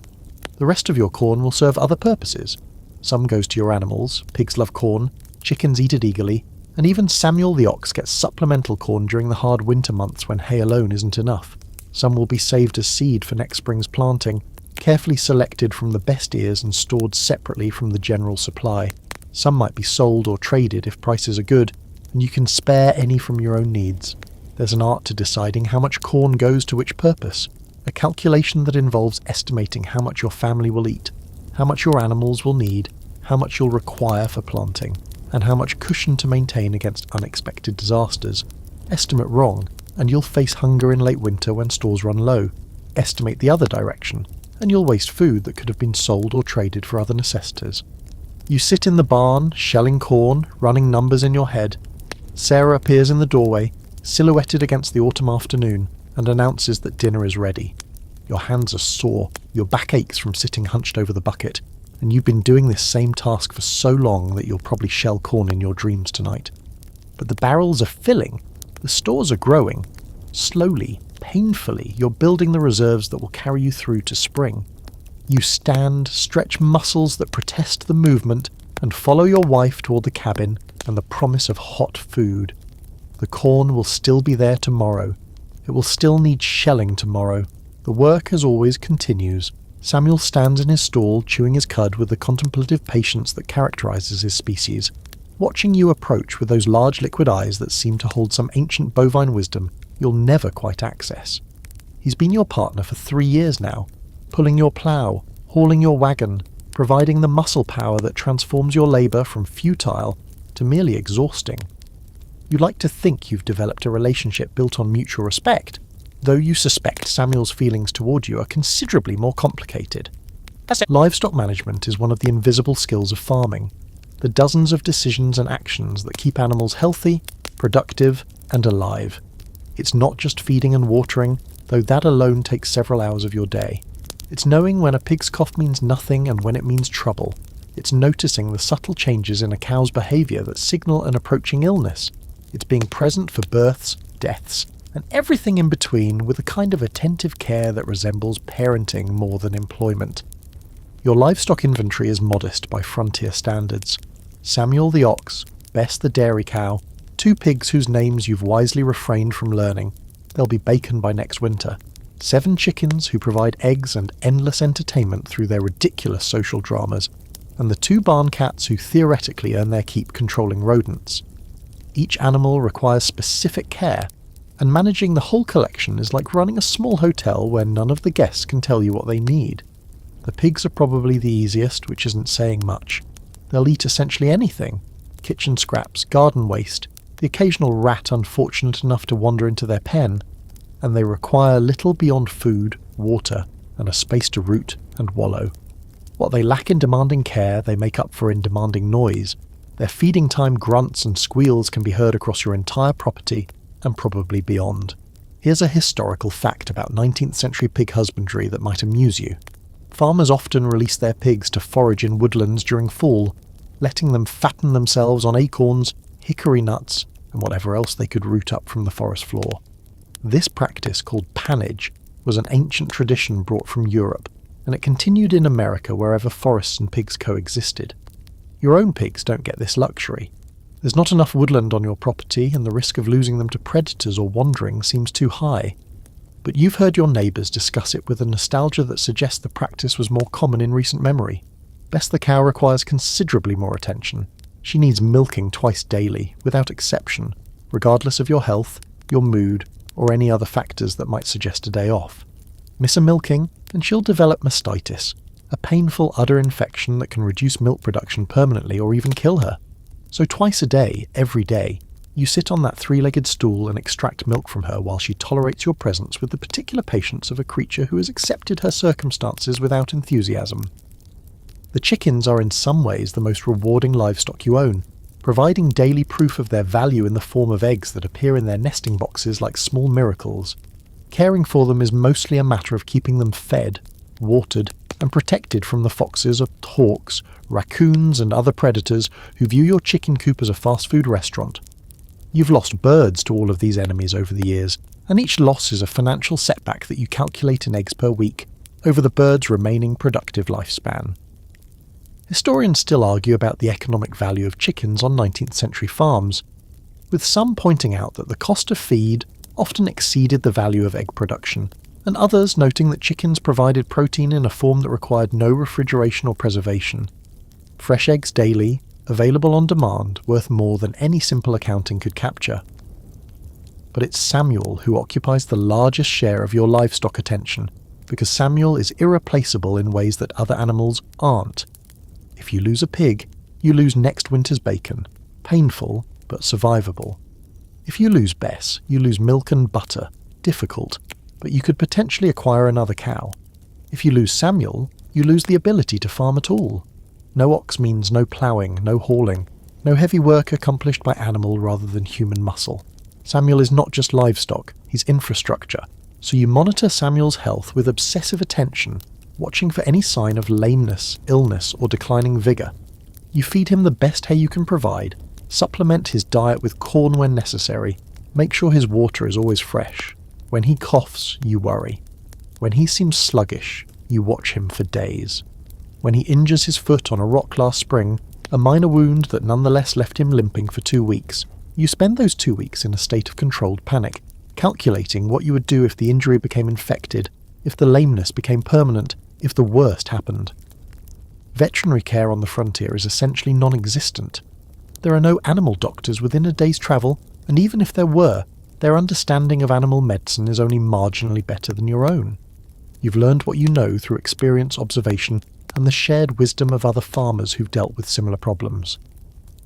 When Samuel colicked last fall, a digestive crisis that can be fatal in large animals, you walked him through the night, keeping him moving to prevent the twisted gut that would have killed him, praying to a god you're not sure you believe in while the stars wheeled overhead and your ox's laboured breathing was the only sound in the universe.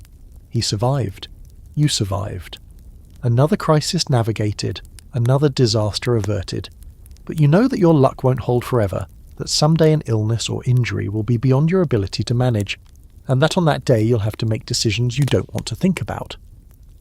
The barn is quiet now, the animals settled into their evening routines. Samuel dozes standing up, as oxen do. Bess lies in her stall, digesting the hay you brought her earlier. The pigs have stopped their grunting and fallen into the heavy sleep of creatures with no concerns beyond their next meal. The chickens are roosting in their coop, heads tucked under wings, dreaming whatever dreams chickens dream. You do a final check, water buckets full, stall doors latched, nothing that might cause trouble during the night, and then you head for the cabin and your own evening routine. Tomorrow you'll be back in this barn before dawn, starting the cycle again. The animals depend on you. In a different way, you depend on them. It's a relationship built not on affection, but on mutual necessity, and it works because neither party has any choice about making it work. The silence is what you notice first, when you notice it at all. Not the absence of sound. The farm is never truly quiet, with its animal noises and wind and the endless small sounds of a wooden structure settling, but the absence of human voices, of conversation, of the casual verbal exchanges that knit people together into something resembling society. Your nearest neighbour is 3 miles away, a distance that might seem trivial to someone with a car but feels like an ocean when the only transportation is your own feet or a plodding ox. You could walk there in perhaps an hour, and sometimes you do, but those visits require planning, require time away from work that can't spare you, require energy you often don't have at the end of a long day. So days pass without seeing anyone but Sarah and the children, then weeks, then, during the worst of winter when travel is genuinely dangerous, months might go by without a visitor, without a new face, without any evidence that the world beyond your property line still exists. The isolation works on you slowly, like water wearing away stone. You don't notice it happening. You're too busy working, too exhausted to reflect on your mental state. But somewhere in the accumulated solitude, something shifts. You start talking to yourself, narrating your actions to an audience of no one. You develop elaborate interior monologues that run continuously, providing the human voice your environment lacks. You find yourself speaking to the animals as though they might answer, and feeling genuine disappointment when they don't. Here's a historical fact that puts your isolation into broader context. The American frontier had rates of mental illness that, while difficult to measure precisely, appear to have been significantly higher than in more settled regions. Historians still argue about the causes. Was it the isolation itself, the stress of survival, the selection bias of who chose to move west, or some combination of all these factors? But the phenomenon was real enough that contemporary observers commented on it, noting the peculiar madness that seemed to afflict settlers living far from the comforts of established society. Sarah handles the isolation differently than you do, and watching her adapt has taught you something about the variations of human resilience. She writes letters, long detailed accounts of daily life addressed to her mother and sisters back in Ohio, even though those letters take weeks to reach their destinations and responses take weeks more. The act of writing, she's told you, maintains the connection even when no words are being exchanged. She imagines her family reading her thoughts, and that imagination provides a form of companionship. She also talks to herself, you've noticed, though she does it more quietly than you do, and seems slightly embarrassed when caught. She narrates her work in a constant low murmur, describing what she's doing and why she's doing it, keeping herself company through the long hours when the children are napping and you're in the fields, and the cabin is otherwise utterly silent. The children are perhaps the saving grace of your mental landscape, providing noise and chaos, and the constant demands that prevent your mind from wandering too far into dark territories. Thomas asks questions relentlessly. Why is the sky blue? Where does water come from? Why do chickens have feathers? And while the questions themselves are often exhausting, they're also evidence of another human consciousness in your immediate vicinity, proof that you're not entirely alone in this vast and indifferent landscape. Mary at 3 contributes mainly noise and motion, running through the cabin with the pure exuberant energy of a creature who doesn't yet understand that life is difficult. Her laughter is medicine for something you didn't know was sick until you hear her laugh and feel better without understanding why.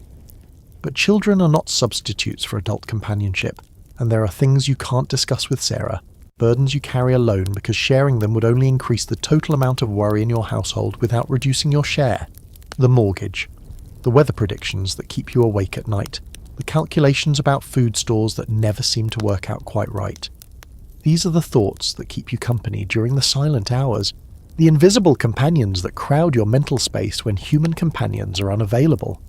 You've started looking forward to the monthly trips to town with an eagerness that would have seemed pathetic to your younger self. Town means people, not friends necessarily, not even acquaintances in any meaningful sense, but human faces and human voices engaged in human activities. You linger at the general store longer than efficiency would suggest, chatting with Henderson about nothing important, eavesdropping on conversations between other farmers, soaking in the ambient humanity like someone who's been starving for a particular nutrient. Church services, held every other Sunday at the Peterson farm while the community waits for enough money to build a proper church building, are social lifelines that have nothing to do with religion.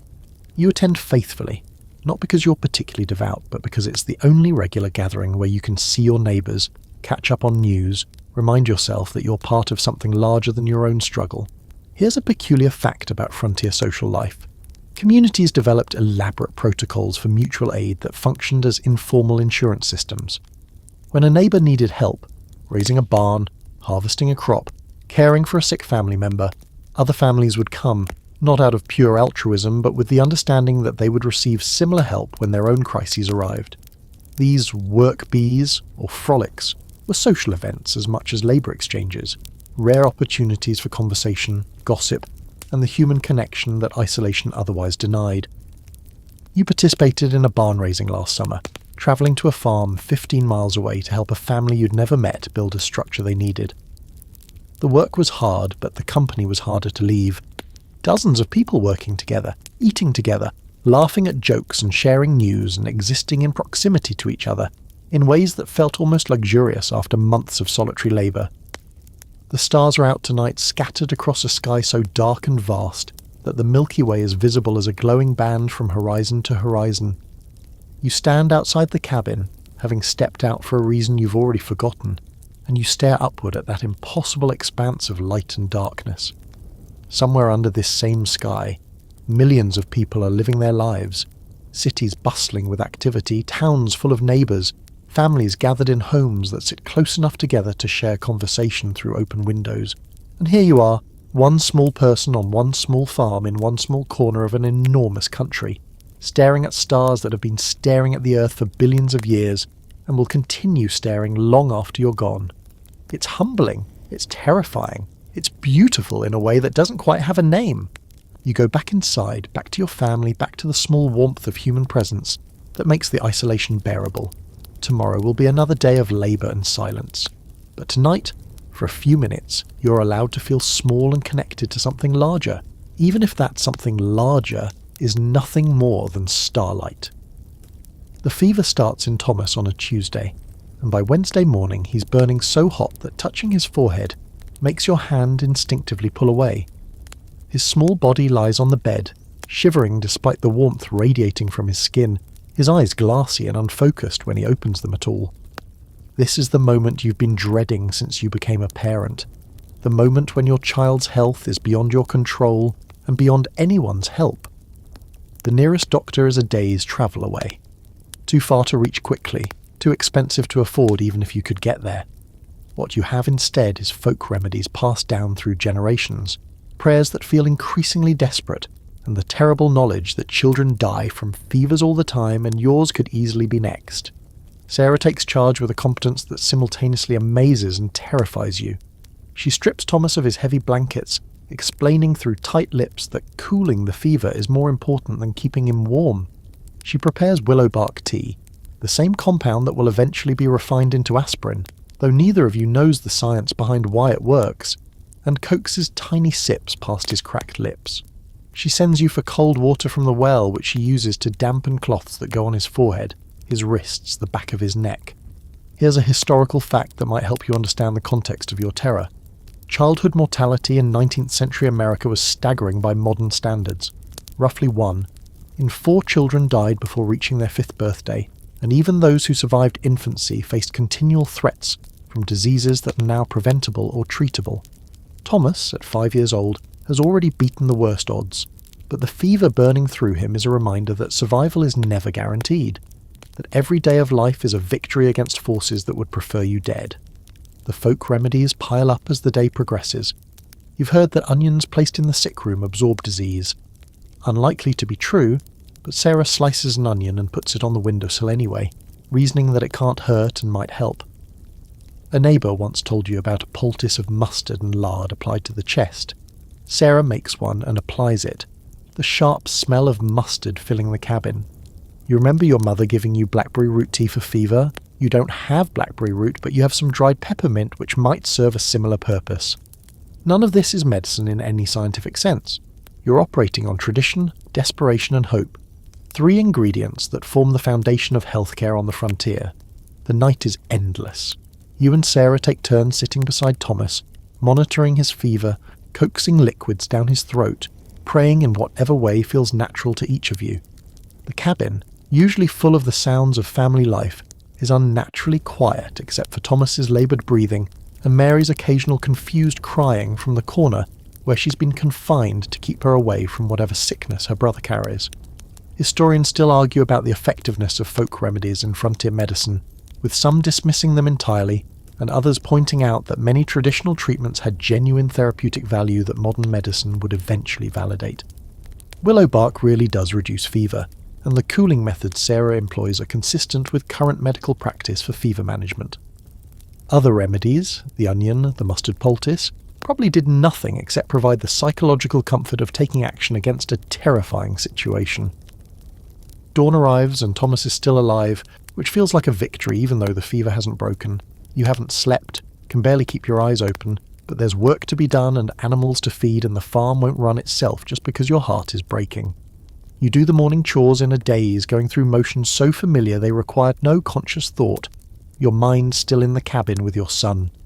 The second day is worse. Thomas's fever spikes higher, and there's a moment in the afternoon when his breathing becomes so shallow that you're certain he's dying, certain that you're about to watch your firstborn child leave this world, certain that all your hopes and dreams for his future are about to be extinguished in this rough cabin thousands of miles from anywhere that could have helped. But he doesn't die. His breathing stabilizes, the fever, still high, stops climbing, and by evening he opens his eyes and looks at you with something resembling recognition, and you feel your legs give out beneath you because the relief is too much to contain. The fever breaks on the morning of the 3rd day. Thomas wakes up weak but lucid, asking for water and then food, and then wanting to know what he missed, and why everyone looks so tired. You don't tell him how close he came. You don't describe the hours of terror, the prayers, the absolute certainty that you were about to lose him. You just hold his hand and tell him he had a fever but he's better now, and you try not to cry because crying would frighten him and he's been through enough. Sarah sleeps for nearly 12 hours after the crisis passes, her body finally acknowledging the exhaustion she'd been holding at bay through sheer maternal will. You watch over Thomas and Mary, marvel at how quickly children recover, how a child who was at death's door 3 days ago is now complaining about being bored and wanting to go outside. Here's a peculiar fact about frontier childhood that speaks to both its horror and its strange resilience. Children who survived the gauntlet of 19th century diseases often developed robust immune systems that served them well in adulthood. The fever that nearly killed Thomas might have strengthened him against future threats, turning survival into a form of training that modern children, protected by vaccines and antibiotics, never experience. You never learn what illness Thomas had. There's no diagnosis, no medical record, no scientific explanation, just a fever that came, burned terrifyingly hot for 3 days, and then left. You'll watch him carefully for weeks afterward, monitoring for signs of relapse, unable to fully relax until months have passed without recurrence. The experience changes something in you. You've always known that life on the frontier was precarious, but knowing it intellectually and feeling it viscerally are different things. Now you understand in your bones that everything you love could be taken from you at any moment by forces you can't see, can't fight, can't even name. It's a humbling realization, and a terrifying one, and you carry it with you through the days that follow like a stone you can't put down. But Thomas lives, Sarah lives, Mary lives, you live, and for now, for today, that's enough. Mary is learning to walk, which means she's learning to fall, which means she's learning to encounter the 100 small dangers that your cabin and farm offer to a creature too young to understand consequences. You watch her toddle across the floor toward the fireplace, her chubby legs uncertain, her arms outstretched for balance, and you move to intercept her with the reflexive urgency that has become a permanent feature of your existence. Children on frontier farms are simultaneously essential and endangered. tiny workers in training who spend their early years navigating hazards that would horrify future generations. The fireplace that warms your cabin could burn her alive. The well that provides your water could drown her. The farm implements lying around the property, axes, hoes, sickles, scythes, could maim or kill her with a single moment of inattention. You've developed a constant, low-level vigilance that never fully shuts off, a parental monitoring system that runs in the background of your consciousness even during sleep. Thomas, at 5, has progressed from pure liability to mixed liability with occasional utility. He can carry water, sort corn, collect eggs, weed gardens, and perform dozens of other small tasks that, while not strictly necessary, contribute to the functioning of the farm. More importantly, he can watch Mary while you and Sarah work, providing a layer of supervision that frees both adults for labour that only adults can perform. Here's a historical fact about child labour that complicates the moral picture. Children on 19th century farms weren't working because their parents were cruel or exploitative. They were working because survival required every available pair of hands, because the alternative to child labour was often family starvation, and because the concept of childhood as a protected period of play and education was a luxury that frontier families simply couldn't afford. Thomas works because his work matters, and the work he does now is training for the work he'll do as an adult. You're not exploiting your son.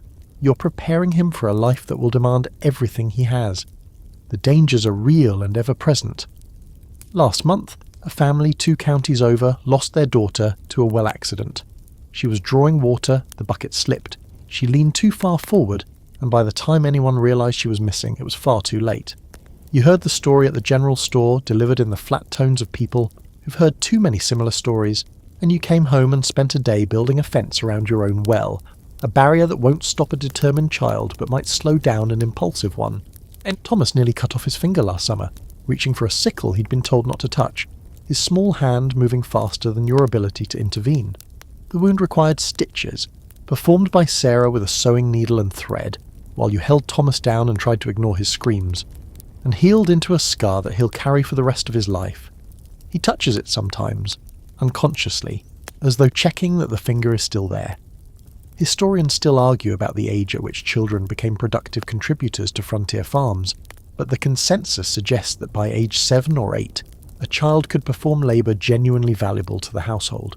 Thomas is approaching that threshold, his strength and coordination improving daily, his understanding of farm operations deepening through observation and participation. In a few years, he'll be a genuine asset.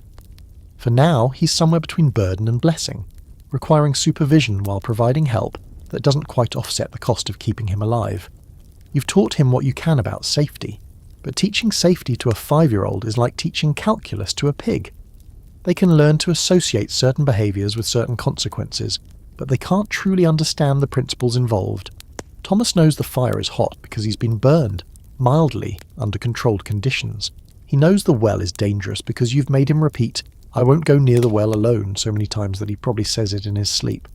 He knows that knives are sharp, that animals can kick, that farm equipment is not a toy. But he's 5. His impulse control is developing but far from complete. And so you watch, constantly, waiting for the next accident that will teach him some lesson his brain wasn't ready to learn from instruction alone. Mary, at barely 1, is even more vulnerable. She can't understand warnings, can't remember prohibitions, can't do anything except explore her environment with the enthusiastic recklessness that characterises all children her age. She picks up everything she finds and puts it in her mouth. She moves toward danger with the directional accuracy of a heat-seeking missile. She seems to view your attempts to protect her as challenges to be overcome rather than limits to be respected. Here's a quirky fact about infant mortality that might make you hold your own children a little tighter. In the 1800s, roughly 15 to 20% of all children born died before their first birthday. The causes were varied: disease, accidents, malnutrition, birth defects.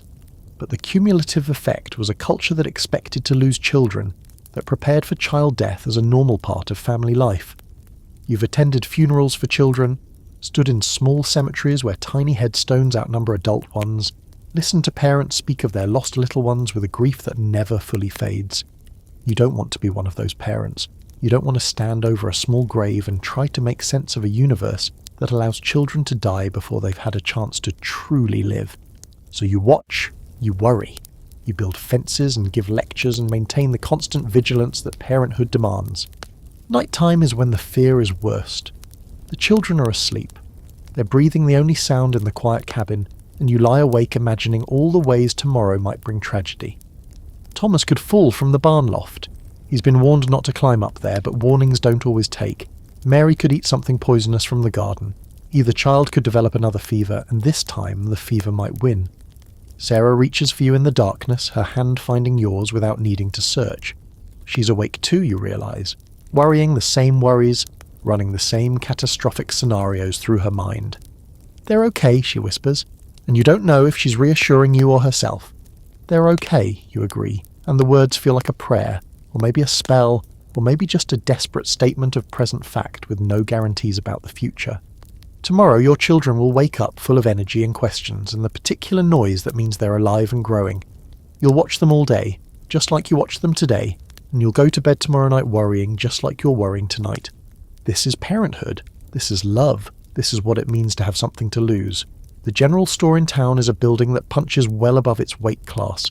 A modest wooden structure that nonetheless serves as grocery, hardware supplier, bank, post office, social hub, and informal community centre for everyone within a 20-mile radius. You approach it now, the wagon creaking behind Samuel, its bed loaded with corn you're hoping to trade for the supplies you can't produce yourself. The trip to town takes most of a day, and you make it perhaps once a month, sometimes less often during the busy seasons when every hour matters. Today, early November, you've made the journey because your salt supply is running low, because Sarah needs sewing needles, because you're nearly out of lamp oil, and because there's mortgage interest due that Henderson at the store will accept in cash or goods. The store itself is a wonderland of manufactured items that you simultaneously covet and resent. Glass jars line the shelves, filled with hard candy that Thomas eyes with poorly concealed desire. Bolts of fabric in colours that don't exist on your farm stack against one wall. There are tools you can't afford, that corn sheller you've dreamed about, a new axe head to replace your chipped one, a set of files for maintaining your equipment. There are luxuries you can barely imagine. Coffee, sugar, tobacco, newspapers from cities hundreds of miles away. Here's a historical fact about frontier commerce that explains much of your complicated relationship with this place. General store prices were often significantly higher than prices in larger towns and cities, sometimes by factors of 2 or 3. Transportation costs, limited competition, and the captive nature of the market meant that farmers like you paid premium prices for basic goods, while receiving below-market prices for the crops you sold. The store was essential and exploitative in roughly equal measure. Henderson greets you as you enter, his merchant's smile revealing teeth that are slightly too perfect for someone living on the frontier. He's a businessman, not a farmer, and his hands are soft where yours are calloused, his clothes clean where yours carry the permanent evidence of physical labour. You don't dislike him exactly. He provides a service you need, but there's a fundamental disconnect between your lives that neither of you tries very hard to bridge. "What brings you in today?" he asks, though he already knows. The arrival of a farmer's wagon loaded with corn tells its own story. You unload your corn while Henderson inspects each ear with the practiced eye of someone who's evaluated 1,000 such deliveries. He separates them into grades: first quality corn worth more per bushel, second quality worth less, corn too damaged or mouldy to be worth much at all. You watch the piles grow, running mental calculations about how much credit you'll receive and whether it will be enough to cover what you need. The credit system is how this whole arrangement works. You don't have cash. Almost no frontier farmer does, except for brief moments after selling a good harvest. So transactions happen on account. Henderson records what he gives you and what you give him, maintaining a running balance that sometimes favours you and often doesn't. Today, the corn you've brought will be credited against what you owe, and the supplies you take will be debited, and you'll leave either slightly ahead or slightly further behind. Historians still argue about whether the credit system helped or hurt frontier farmers, and the answer seems to be both, depending on circumstances. Access to credit allowed farmers to survive lean years when cash was unavailable. Without it, a single bad harvest might have been fatal. But credit also trapped farmers in cycles of debt that were difficult to escape, especially when interest rates were high and crop prices were volatile. You purchase your supplies methodically, consulting the list Sarah wrote out before you left. Salt. Absolutely essential. Impossible to produce on your farm, required for preserving meat and improving the palatability of otherwise bland food. Needles and thread. Sarah goes through these steadily, her constant mending and making consuming supplies faster than you would have guessed. Lamp oil. Darkness falls early this time of year, and having light after sunset makes the long evenings bearable. A small bag of coffee, a luxury technically, but one that Sarah drinks and that you've decided she's earned. The prices make you wince, everything costs more than you'd hoped, and the credit you're receiving for your corn is less than you'd calculated. You do the math in your head, realise you can't afford everything on the list, and make the difficult decision to skip the new axe head you needed and the children's shoes that would have replaced their worn-out ones.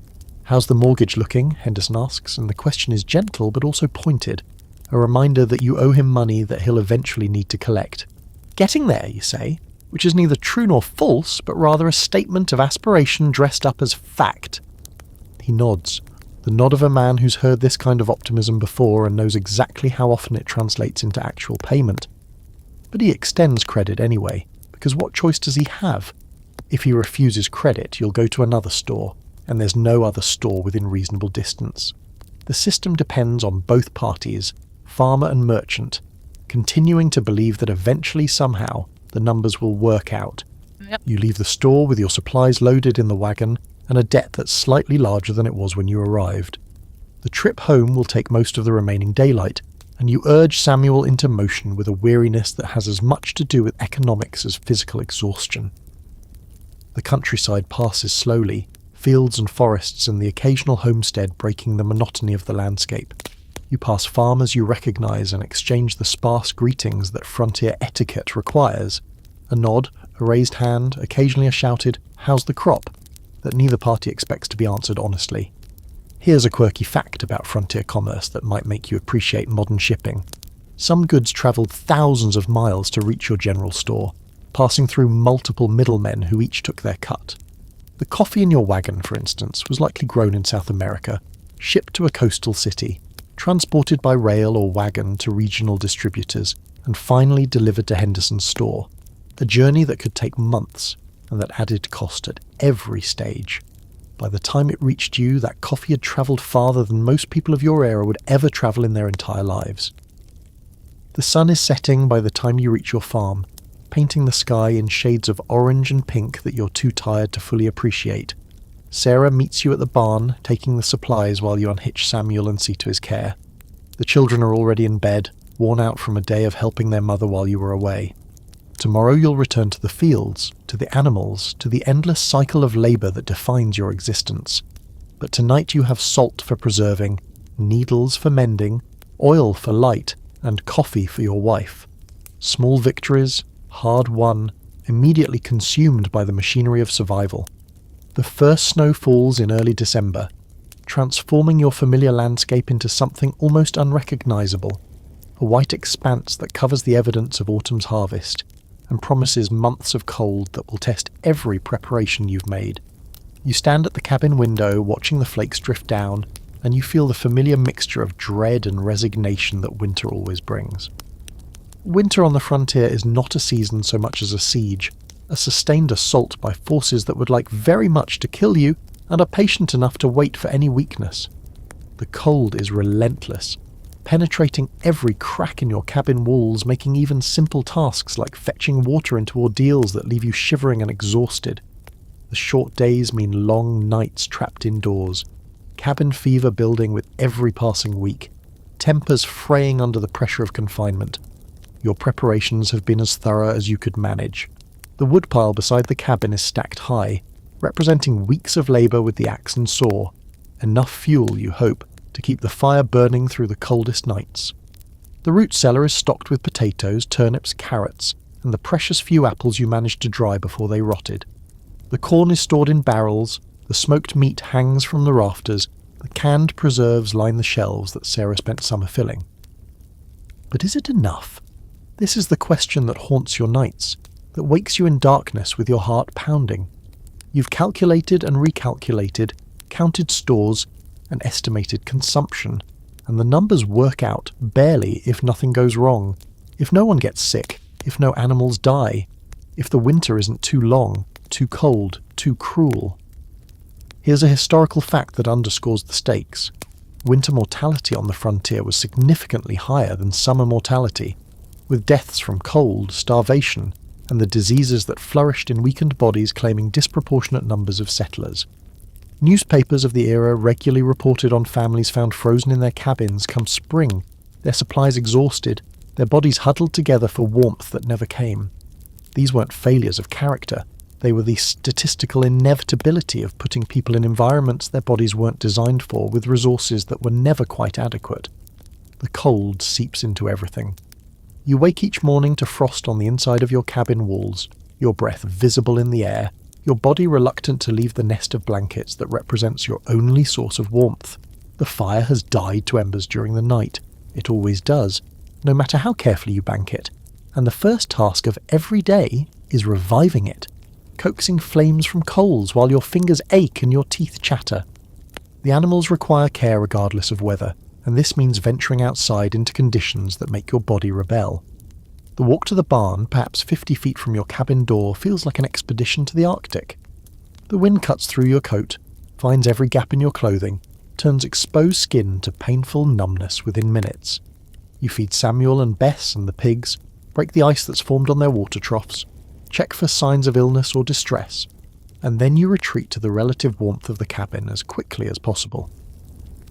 The cabin itself is a study in compromise, warm enough to survive, not warm enough to be comfortable. You, Sarah, and the children spend most of your time huddled near the fire, venturing away from its heat only when necessary. The corners of the room, the floor away from the hearth, the space near the walls, these are cold zones, uninhabitable except in brief dashes to retrieve something needed and return. Historians still argue about how frontier families endured the psychological toll of winter confinement, and the evidence suggests that many didn't endure it well. Depression, anxiety, and interpersonal conflict increased during winter months, the result of enforced intimacy combined with limited stimulation and the constant low-level stress of survival. You've noticed it in yourself, a creeping darkness that settles in around January, a sense that spring will never come, an irritability that makes you snap at Sarah and the children for offences that barely deserve notice. Here's a quirky detail about winter life that speaks to the desperation for entertainment. Many frontier families spent their evenings telling stories, singing songs, and playing games that required no equipment beyond imagination and memory. The same stories got told over and over, becoming familiar rituals rather than fresh entertainment. The same songs got sung until everyone knew every word, every harmony, every pause and emphasis. The games, guessing games, word games, games of memory and strategy were played and replayed until the rules became second nature and the outcomes predictable. The food becomes monotonous as winter stretches on. Corn in various forms, porridge, bread, cakes, provides the bulk of calories. The root vegetables from the cellar add variety but not excitement. The preserved meat, rationed carefully, appears in small portions designed to provide protein without depleting stores too quickly. By February, you'll be so tired of the same foods that the thought of spring vegetables, fresh greens, anything that isn't corn or potatoes will feel like a religious experience. The worst days are the ones when weather confines you completely to the cabin, when blizzards rage outside and even the trip to the barn becomes genuinely dangerous. On those days, you sit by the fire, try to occupy yourself with indoor tasks, mending, carving, the small repair work that winter allows, and feel the walls closing in around you. Sarah feels it too. You can see it in her eyes, the particular strain of someone trapped in a space that's simultaneously essential and suffocating. The children adapt better than the adults, finding ways to play and explore even within the cabin's confines. Thomas builds elaborate structures from firewood. Mary toddles between family members, seeking attention and warmth in roughly equal measure. Their energy is exhausting and also life-affirming, proof that the human spirit can find joy even in circumstances designed to crush it. Spring seems impossibly far away. Months of this to endure, months of cold and confinement and careful rationing, before the world wakes up and allows life to resume. You mark the days on a piece of wood by the door, scratching a line each morning, watching the tally grow with agonizing slowness. but you endure. You've endured before, and you'll endure again. This is not wisdom or bravery. It's simply the absence of alternatives. The rhythmic scrape of your knife against wood fills the cabin with a sound that's become the auditory signature of winter evenings. You're carving a new handle for your shovel, the old one having finally cracked beyond repair, and the work occupies your hands while your mind wanders through territories both practical and abstract. Winter is the season of repair, of making and mending, of preparing for the work that warmer months will require. The labour doesn't stop just because the fields are frozen. It transforms, moving indoors, becoming the maintenance and creation work that summer's urgency doesn't allow. Every tool needs attention. Every piece of clothing needs mending. Every piece of equipment needs the care that will keep it functioning for another season. You've become a passable craftsman out of necessity, developing skills you never expected to need. You can carve a wooden handle, weave a basket, repair a harness, build basic furniture. You've learned metalworking well enough to sharpen your own tools and make simple repairs to iron implements. You've taught yourself to tan leather, producing material that's ugly but functional, suitable for patches and straps if not for finished goods. And here's a historical fact that speaks to the self-sufficiency demanded of frontier farmers. The average 19th century farm household produced most of what it consumed, relying on purchased goods mainly for items that required specialised manufacturing: metal tools, glass, certain textiles. This wasn't a lifestyle choice, but an economic necessity. Cash was scarce, goods were expensive, and the skills to make things yourself were literally worth more than money in many situations. The blacksmith in town, a man named Ferguson with forearms like tree trunks, handles the work beyond your capabilities. The forging of new tools, the repair of complex iron implements, the shoeing of horses for those wealthy enough to own them. You visit him perhaps twice a year, bringing work that's accumulated and paying him in corn or labour or rarely actual currency. His shop is a wonder of fire and noise and transformation, raw iron becoming useful objects through processes that seem almost magical to someone raised on the other side of that particular divide. Sarah's winter work parallels yours in its productive necessity. She spends hours at the spinning wheel, transforming raw wool into thread that will become fabric, that will become clothing. The process is slow. A day of spinning produces perhaps enough thread for a few inches of woven cloth, but over winter's long months the output accumulates. By spring, she'll have produced enough fabric for a shirt, perhaps two, plus various smaller items and repairs. The children watch and learn, absorbing skills they don't yet know they'll need. Thomas can already use a knife with basic competence, carving shapes from scrap wood that probably don't resemble the animals he claims they represent, but that demonstrate improving technique. Mary is too young for tools, but observes everything with the intense attention of a creature building mental models of how the world works. Here's a quirky detail about frontier craftsmanship. Many of the folk art pieces that museums now display, carved figures, woven textiles, decorated furniture, were created not as art but as practical objects made with whatever skill their creators possessed. The aesthetic choices were often determined by available materials and techniques rather than artistic vision. What appears to modern eyes as charming folk style was often simply the best that a tired farmer could manage with the tools and time available. The cabin fills with the small evidences of winter productivity: new handles for worn tools, mended shirts hanging to dry after washing, baskets woven from willow branches you gathered in fall, a set of wooden spoons carved for the kitchen. Each item represents hours of work, hours that might otherwise have been spent in the kind of enforced idleness that drives frontier families slowly mad. The work also serves a psychological purpose that's hard to overstate. Doing something, anything productive, during the long winter months maintains a sense of purpose, of progress, of control over circumstances that often feel utterly beyond control. When you can't work the fields, when you can't advance the farm's fundamental mission of producing food, you can at least repair the tools that will be used when fieldwork resumes. It's something. It keeps the darkness at bay. Historians still argue about the role of craftsmanship in frontier culture, with some romanticising the self-sufficiency it represented, and others noting that it was primarily a response to poverty and isolation rather than an embrace of traditional skills. Both perspectives contain truth. You make things yourself because you have no choice, but you've also come to find satisfaction in the making, a pride in competence that's different from but related to the pride you feel in growing crops or raising animals. The shovel handle takes shape under your knife, the wood smoothing as you work, the grain emerging as you remove layers of bark and sapwood. It won't be beautiful, you don't have time for beautiful, but it will be functional, strong enough to move snow and dirt for another several years. When it finally breaks, you'll carve another one, using skills that will have improved through practice by then. Sarah looks up from her spinning, catches your eye, shares a moment of quiet companionship that requires no words. Outside, the wind howls around the cabin corners, driving snow against the walls with a sound like scattered sand. Inside, the fire crackles, the spinning wheel hums, your knife scrapes against wood. This is winter, this is survival, this is life reduced to its essentials. Warmth, food, the making and mending that keeps everything running. It's not the life you imagined when you were young, not the adventure you pictured when you filed that homestead claim, but it's the life you have, and within its narrow constraints, there's a kind of peace that surprised you when you first discovered it. The handle is nearly finished now. Tomorrow you'll sand it smooth, fit it to the shovel head, and have a functional tool again. Small victories, accumulated day by day, adding up to something that might eventually resemble success. Sunday arrives with the particular quality of stillness that distinguishes it from every other day, a pause in the relentless rhythm of labour, a rest mandated by tradition and enforced by a body that desperately needs recovery.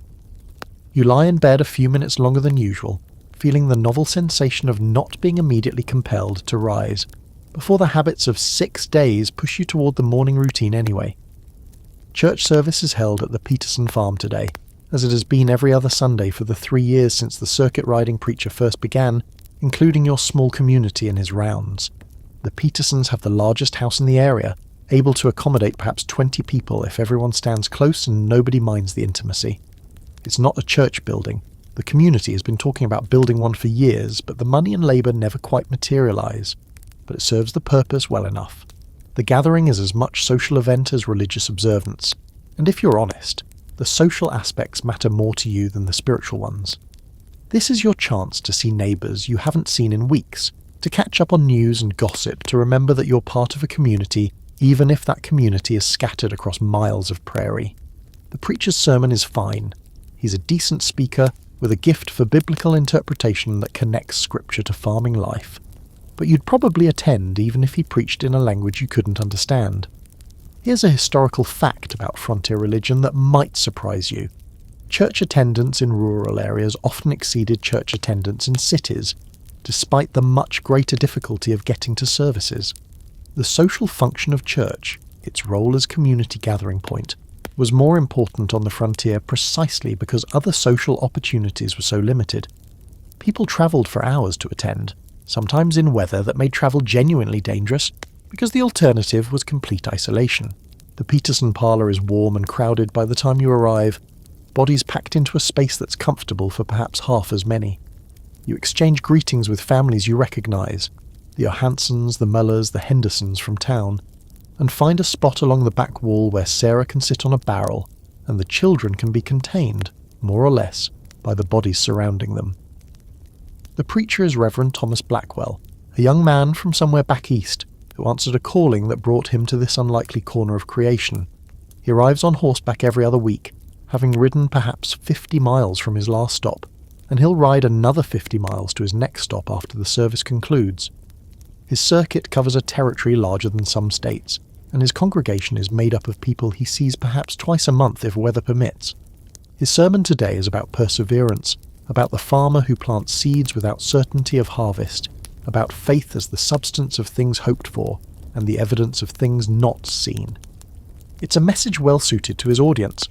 People for whom perseverance isn't a virtue but a survival skill, for whom hope is not optional but necessary for getting out of bed each morning. You half listen to the sermon while your mind wanders to the conversations you'll have afterward. You need to ask Miller about his technique for smoking meat.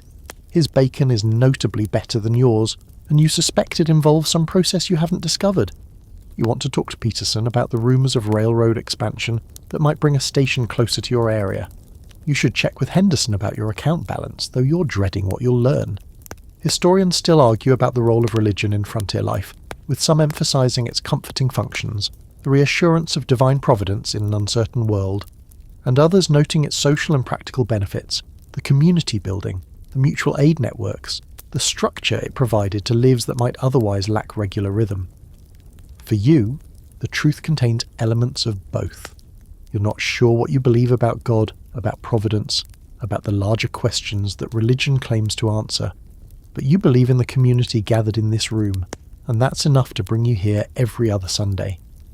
After the service, the gathering transforms into something more resembling a party.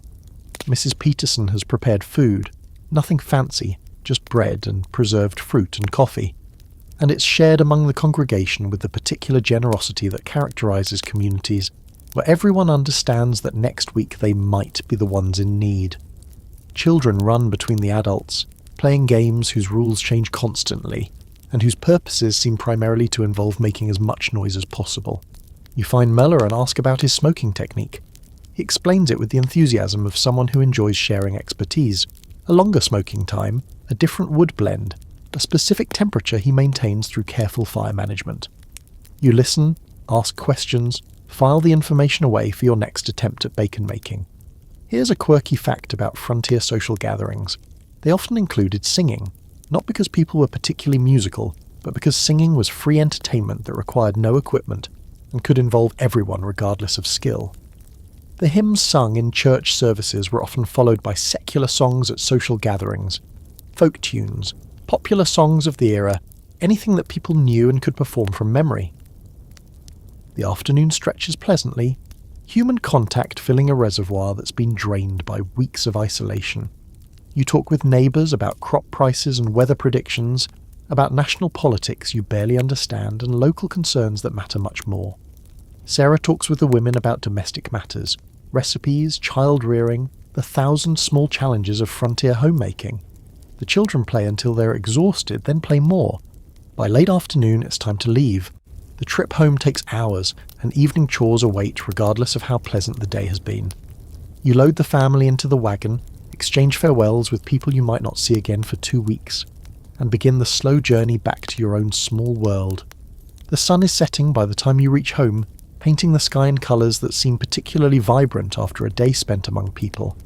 The cabin looks smaller than you remembered, quieter, more isolated, but it's home, and you're returning to it with a spirit that's been renewed by human contact and community belonging. Tomorrow the regular rhythm resumes, dawn work, exhausting labour, evening collapse into sleep. But today was different. Today was rest and community, and the reminder that you're not alone in this struggle. The sound reaches you before the sight does, a low, sustained rumbling that seems to come from everywhere and nowhere, a mechanical thunder that makes the coffee in your cup tremble with concentric ripples. You step outside the cabin, scanning the horizon, and there it is, the locomotive, black smoke billowing from its stack, pulling a train of cars along tracks that weren't there 2 years ago. The railroad has come to your region, and nothing will ever be the same. You've watched its approach for months now, the survey teams first, marking routes with their instruments and flags, then the work crews, an army of labourers laying track with a speed that seemed almost supernatural. Finally, the trains themselves, beginning as occasional visitors and quickly becoming daily presences in a landscape that had known only the pace of walking and horse travel since time began. Here's a historical fact that captures the transformative power of this technology. The Transcontinental Railroad, completed in 1869, reduced a cross-country journey that once took months to a matter of days. Even the smaller regional lines that are now reaching your area have similar effects on a more local scale. Trips that once required a full day by wagon can be accomplished in an hour by rail. Distance, the defining constraint of frontier life, is being compressed by iron and steam. The nearest station is about 15 miles from your farm, too far for casual visits, but close enough to change the economics of everything you do. Previously, your market was the local general store and whatever buyers Henderson could connect you with. Now, your corn can travel to cities hundreds of miles away, can reach buyers whose demand far exceeds what local markets can absorb. The railroad has turned your landlocked farm into a node in a national economic network. The implications take time to fully understand, but they're becoming clearer with each passing month. Prices for crops are higher, not hugely higher, but noticeably, reflecting the expanded market access that rail provides. Goods from the outside world are cheaper and more available, Manufactured items that once commanded premium prices due to transportation costs are now competitive with locally produced alternatives. Information flows faster, news from the cities arrives within days rather than weeks, newspapers are fresher, the sense of isolation that defined frontier life is gradually dissolving. But the railroad brings threats as well as opportunities, and you're beginning to understand both. The same trains that carry your corn to distant markets also carry wheat from farms hundreds of miles away, farms that might have lower costs or higher yields than yours. Competition is no longer local but national, and farmers who can't compete at the national level will be squeezed out. The railroad companies themselves are becoming economic powers, charging shipping rates that sometimes consume most of the profit from crop sales, wielding influence over farmers who have no alternative means of reaching markets. Historians still argue about whether the railroad was ultimately good or bad for American farmers, and the answer seems to depend on which farmers, in which locations, during which periods. The early adopters often benefited from expanded market access. Later farmers faced crushing competition and exploitative railroad practices. The transformation was real either way. After the railroad, nothing about farming would ever be the same. You visit the station for the first time on a trip to town, making the extra journey to see this marvel of modern engineering up close. The locomotive is larger than you expected, a massive iron beast that radiates heat and noise and the particular smell of burning coal. The station building is modest but permanent, built from brick rather than wood, representing an investment and a confidence in the future that no structure in your community can match. Here's a quirky detail about early railroad travel. Many frontier farmers found their first train rides genuinely terrifying. The speed, the noise, the sensation of covering distance at rates that seemed to violate natural law. Some refused to ride at all, preferring the familiar discomfort of wagon travel to the strange new experience of mechanized motion. You haven't ridden a train yourself yet, but you've heard the stories from those who have, their descriptions coloured by equal parts wonder and fear. The railroad also brings people, and these new arrivals are changing the character of your community. Speculators appear, buying land they don't plan to farm, waiting for values to rise. Merchants establish businesses that would have been impossible without reliable transportation. Professionals, doctors, lawyers, teachers, settle in numbers that create the infrastructure of a proper town. The frontier is retreating, replaced by something more settled, more organised, more connected to the larger civilization back east. You have mixed feelings about these changes. The opportunity excites you. The possibility of higher prices, better goods, easier transportation. But the competition worries you, and the loss of something harder to define, the particular freedom of frontier isolation, the sense of being beyond the reach of systems and structures that control life in more established areas. The mortgage still hangs over you, and you wonder whether the railroad will help you pay it off or make it harder. If prices rise faster than costs, you might finally get ahead of the debt. If competition drives prices down while railroad fees eat into your margins, you might fall further behind. The math is uncertain, the variables are changing, and the future is more unknowable now than it was when the only question was whether your crops would grow. Evening comes, and you sit outside the cabin, watching the distant glow of the locomotive's fire as a train passes along the horizon. The sound of its whistle drifts across the miles, a mechanical cry that seems to be calling you towards something. Progress, opportunity, change. Whether you want to answer that call is not entirely your choice. The railroad has come, and its arrival has created a new reality that everyone in its path must adapt to or be destroyed by.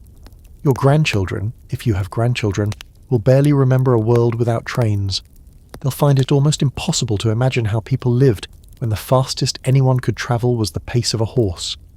But you'll always remember the isolation that is now ending, the silence that is now being broken, the particular loneliness and freedom of a life lived beyond the reach of iron rails. The letter from Henderson arrives on a Tuesday, delivered by a neighbour who happened to be passing through town. You recognise the handwriting on the envelope, that careful merchant script, and your stomach tightens before you've even broken the seal. Letters from Henderson rarely bring good news. The mortgage payment is due, the letter informs you, and your account balance suggests you may have difficulty meeting it. Henderson wants to discuss options, wants to see you at the store at your earliest convenience, wants to help you find a path forward that preserves both your farm and his investment. The language is polite, almost friendly. But underneath it you can hear the harder message: pay what you owe, or face the consequences that the contract you signed makes legal and binding. You've known this was coming. The calculations you run in your head every night, the tallies of expenses versus income that never quite balance. They've been pointing toward this moment for months. You've survived bad harvests, locust plagues, storms that destroyed crops. But you haven't survived the accumulating math of debt, the interest that compounds while you sleep, the gap between what you produce and what you owe that seems to widen no matter how hard you work.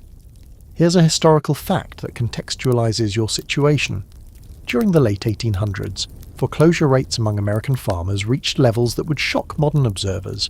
In some regions, more than half of all farms changed hands through foreclosure during a single decade. The combination of volatile crop prices, high interest rates, and the inexorable mathematics of compound interest created a debt trap that caught even hard-working, competent farmers. You're not failing because you're lazy or foolish. You're failing because the system was never designed for everyone to succeed. The trip to town feels different this time, weighted with significance that ordinary supply runs don't carry. You leave Samuel at home, you can't afford to tire him unnecessarily, and walk the distance, using the hours to rehearse conversations that might preserve your farm. Henderson's store looks the same as always, but you see it differently now. Not as a source of supplies, but as the physical manifestation of the debt that threatens to consume you. The bell above the door chimes as you enter, announcing your arrival to a man who holds significant power over your future. "I'm glad you came," Henderson says, and his tone suggests he means it, though you're not sure whether to trust the sincerity. Let's talk about where things stand. The numbers are worse than you'd calculated. Interest has accumulated faster than you'd tracked. Charges you'd forgotten about have been added to your account. The total you owe is enough to make your vision blur momentarily, your mind refusing to accept the figure as real. Henderson explains the options, such as they are. You can try to pay down the principal, extending the loan and adding more interest. You can sell some of your land, reducing your farm but eliminating debt. You can default, losing everything but starting fresh without the weight of what you owe. Each option has consequences that reach years into the future, shaping a life you can barely imagine from your current vantage point. Historians still argue about the ethics of frontier lending practices, with some defending them as necessary for economic development, and others condemning them as exploitative systems designed to transfer wealth from farmers to bankers.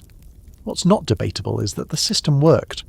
Wealth did transfer, farms did change hands, and families who'd spent years building homesteads found themselves tenants on land they once owned, or refugees from communities they'd helped to create. You don't make a decision today, Henderson doesn't expect one, and you can't think clearly enough to choose among terrible options. Instead, you promise to return with an answer, promise to consider the possibilities, promise things that feel hollow even as you speak them. Here's a quirky detail about foreclosure in frontier America. Many families who lost their farms didn't actually leave the area. They became tenant farmers, working land they'd once owned for landlords who might be corporations or wealthy individuals hundreds of miles away. The work was the same, dawn to dusk, season after season, but the meaning had changed. They were no longer building something of their own, they were building something for someone else. The walk home is longer than you remember, each mile an opportunity to replay the conversation and wish you'd said something different. Sarah meets you at the door, reads your face, and doesn't ask questions she already knows the answers to. The children sense the heaviness in the cabin and quiet themselves, playing in corners with unusual stillness. That night, lying awake while Sarah sleeps beside you, you calculate and recalculate, searching for numbers that might work when you know they won't. You could sell the pigs. That would cover a month or two of interest, but leave you without next winter's meat. You could sell Samuel, unthinkable, the end of your ability to farm at all. You could sell the corn you've saved for seed, eating next year's crop to pay this year's debt. There are no good options. There are only options that are more or less bad, more or less destructive, more or less final. The mortgage was supposed to be a tool for building your farm, a bridge between where you were and where you wanted to be. Instead, it's become a trap that closes tighter the more you struggle against it. Every payment you make goes primarily to interest, barely touching the principal. Every year you fall a little further behind, no matter how hard you work or how much you produce. This is how farmers become former farmers. This is how homesteads become properties. This is how the dream of independence transforms into the reality of indebtedness. You don't know yet what you'll decide, but you know that whatever you decide, it will change everything. The farm you've built, the future you'd imagined, the lives of your children who might never inherit what you'd hoped to leave them. The darkness of the cabin surrounds you, and somewhere outside an owl calls into the night with a sound that seems to ask a question you can't answer. The smoke rises from the horizon first, a thin grey column that thickens as you watch, billowing into the afternoon sky with a speed that makes your blood run cold. You've seen enough prairie fires to recognise what's happening, and you've heard enough stories to know what comes next. "Sarah!" you shout, already running toward the house, already calculating distances and wind directions and the terrible mathematics of fire spread. "Get the children! Get them to the creek!" Prairie fires move faster than a horse can run. The dry autumn grass, cured by weeks without rain, is perfect fuel, combustible material stretching in every direction, waiting for a spark that might come from lightning, from a careless campfire, from any of a dozen sources that no one controls. Once started, the fire advances with a roar you can hear from miles away, consuming everything in its path with an indiscriminate hunger that makes no distinction between wild grass and cultivated crops, between empty land and farms filled with a family's entire hopes. Here's a historical fact that captures the terror of these events. Prairie fires killed thousands of settlers and livestock during the frontier era, and destroyed property worth millions of dollars in currency that those settlers didn't have. The fires moved so quickly that families were sometimes trapped in their homes, unable to outrun flames that travelled faster than they could move. The standard advice was to find water, a creek, a pond, anywhere the fire couldn't follow. But finding water quickly enough wasn't always possible. You have perhaps 20 minutes, maybe less, before the fire reaches your property.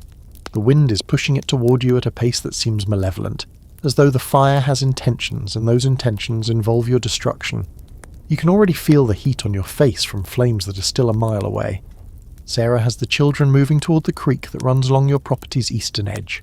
Thomas is half carrying Mary, struggling under her weight, but moving as quickly as a 5-year-old can manage. You grab buckets, the only firefighting equipment you have, knowing they're useless against what's coming but unable to accept complete helplessness.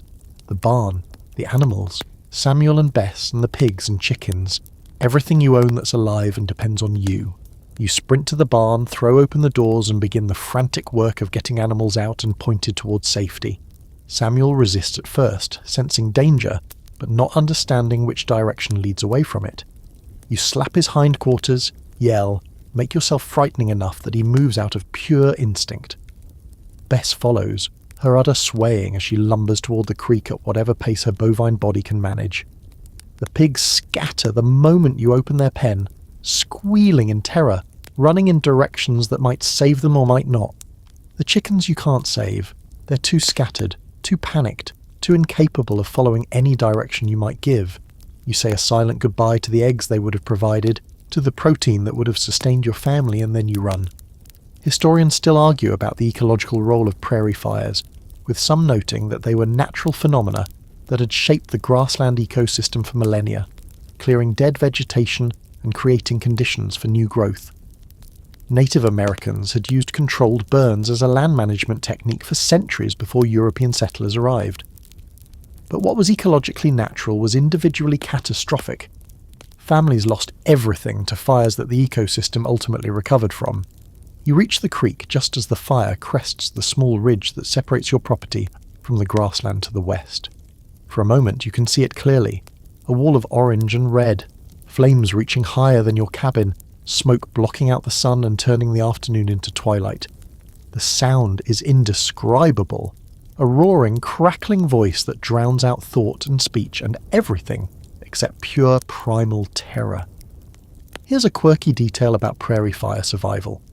Settlers discovered that standing in a ploughed field, where no vegetation grew, provided protection that water sometimes couldn't match.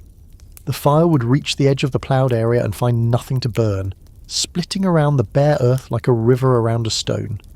Your own fields, ploughed and harvested, might serve this function, might preserve your cabin and barn while the fire consumes the grassland around them, or might not.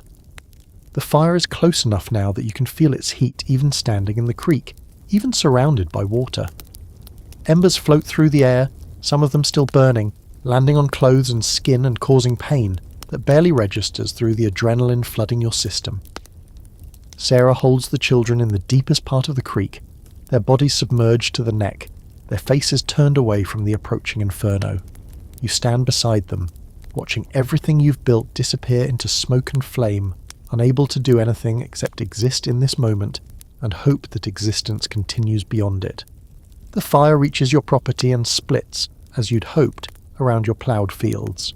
The cabin is in the path of a smaller arm of the blaze, and you watch helplessly as flames lick at the walls you built with your own hands, at the door you carved from lumber you cut yourself. For a terrible moment you're certain it's going to catch, going to burn, going to take everything. But it doesn't. The flames find too little fuel in the bare dirt around your cabin, too little to sustain their advance. They sputter, fade, move on toward more combustible targets. The barn survives similarly, protected by the clearing you've maintained around it. An hour later, an hour that felt like a year, the fire has passed, leaving behind a landscape that's black and smoking and utterly transformed. The grass is gone. The fence posts are charred or destroyed. Everything beyond your ploughed fields is ash. But your cabin stands, your barn stands, your family is alive. Samuel stands near the creek, looking confused but unharmed. Bess is nearby, similarly intact. You even spot one of your pigs, rooting in the ash as though searching for anything the fire might have left edible. You've lost much. The fence will need rebuilding. Some outbuildings are gone. The psychological scar of watching fire approach while you stood helpless, that will never fully heal. But you've survived. Again. Still. The meeting is held in the back room of Henderson's store, and you're surprised by how many farmers have shown up. You recognise faces from church services, from market days, from the scattered encounters that constitute social life in this remote corner of the country. They're all here for the same reason. The system is failing them, and they've come to discuss whether anything can be done about it. The speaker is a man named Wilson, a farmer from a few counties over, who's become something of a local leader in what people are starting to call the Graange movement. He's a big man with a voice that carries, and he speaks with a particular passion of someone who's experienced the problems he's describing. They control the railroads, Wilson says, and they use that control to squeeze every penny out of us they can. They set the shipping rates, they decide who gets cars and who waits. They take what they want and leave us with whatever's left, and most of us that's not enough to survive on. You nod along with the others, recognizing the truth in his words. The railroad that was supposed to be your salvation has become another master to serve, another entity extracting value from your labour. Here's a historical fact about the Graange movement that explains its appeal.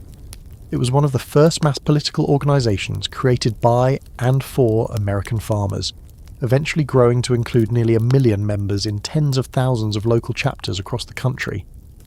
The Graangers didn't just complain, they organised, creating cooperative buying programs to get better prices on supplies, building grain elevators to reduce their dependence on railroad-owned facilities, and lobbying for political changes that would regulate railroad practices and protect farmer interests.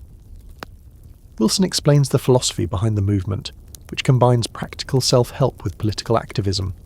The farmers can't individually resist the power of the railroads, but collectively, as organised buyers, as political voters, as a movement with shared interests, they might be able to shift the balance of power. We're not asking for charity, Wilson says. We're not asking for handouts.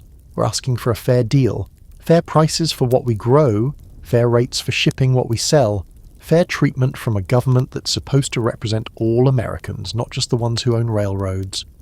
The crowd murmurs agreement. These are not radical ideas. They're the kind of common-sense demands that seem self-evident to people being crushed by an economic system that wasn't designed with their interest in mind. After the main speech, the discussion becomes more practical. How should a local Graange chapter be organised? What immediate actions might help? Cooperative purchasing, shared equipment, collective bargaining with buyers. How can farmers with barely enough time to work their own land find additional hours for political activity? Historians still argue about the ultimate effectiveness of the Graange movement, with some noting its successes in passing early railroad regulation and building cooperative institutions that lasted for decades, while others point out that many of its political goals weren't achieved, and that the fundamental imbalance of power between farmers and corporations persisted long after the movement faded. What's not debatable is that it represented something new, ordinary people organising to defend their economic interests against forces that seemed overwhelming. You sign up, you pay the small membership dues that will go toward organisational expenses, you commit to attending meetings, participating in cooperative buying programs, making your voice heard alongside other voices that individually are weak but collectively might amount to something. Here's a quirky detail about Graange culture. The organisation drew heavily on fraternal society traditions, complete with secret rituals, multiple degrees of membership, and ceremonial practices borrowed from groups like the Masons. Local chapter meetings often included music, recitations, and social activities designed to build community bonds alongside political consciousness. The Graange wasn't just a lobbying group, it was a movement that tried to address the isolation and loneliness of rural life, as well as its economic challenges. The meeting ends with a sense of purpose that you haven't felt in years. You're still facing the same problems, the mortgage, the debt, the crushing economics of frontier farming, but now you're facing them as part of something larger.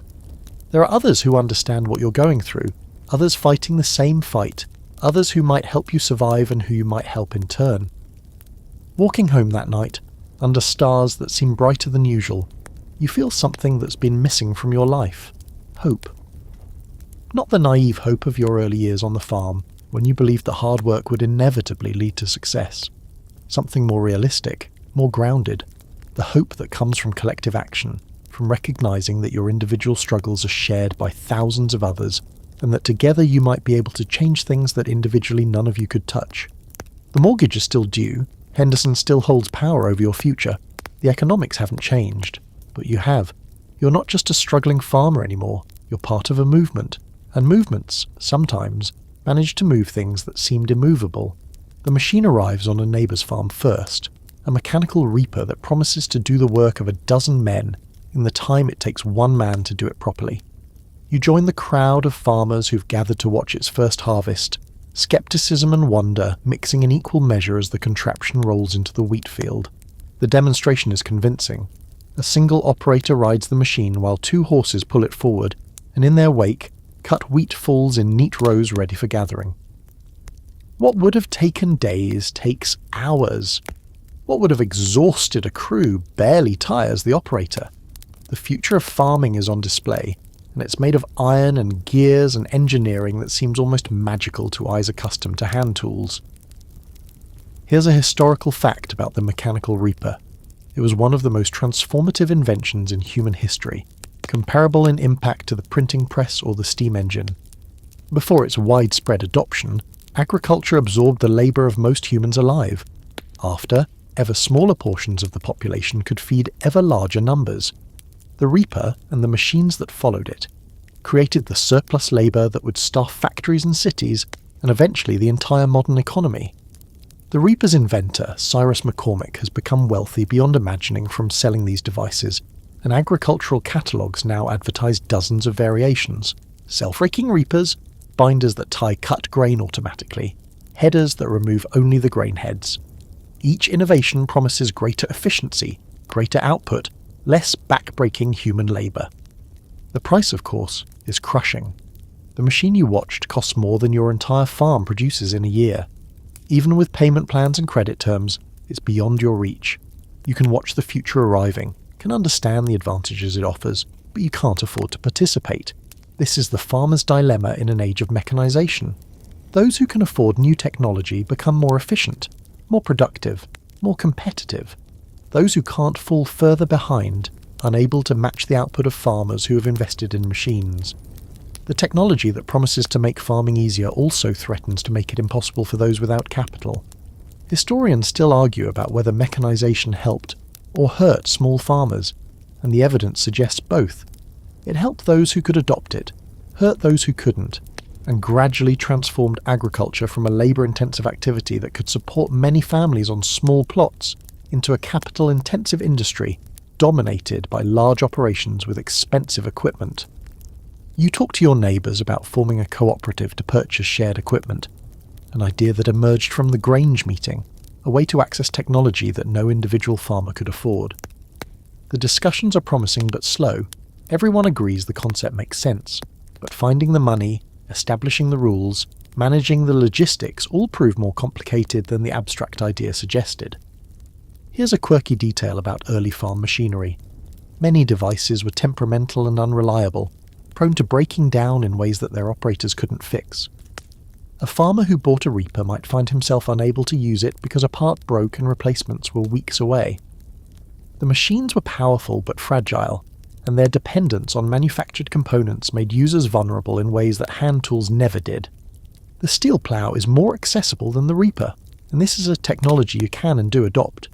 The old iron plow you've been using cuts well enough, but a steel plow, with its smooth blade that soil can't stick to, cuts better and faster, especially in the heavy prairie soil that resisted earlier implements. You save for months, scrimp on everything else, and finally purchase one of the cheapest steel plows available.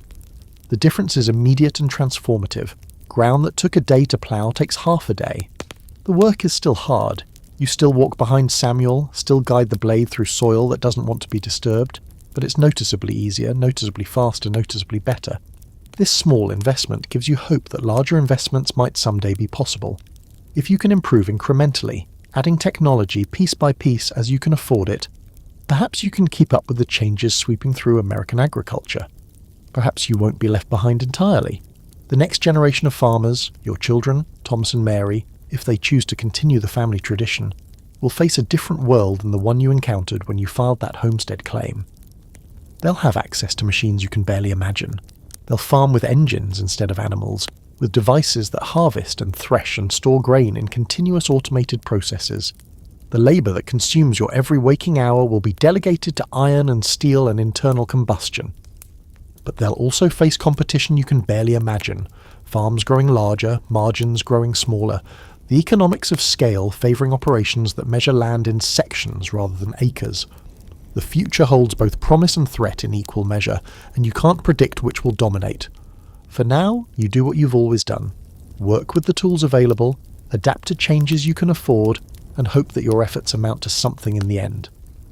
The century has turned, and you stand at the edge of your fields watching a sunset that's different from the sunsets of 20 years ago, only in that you're different.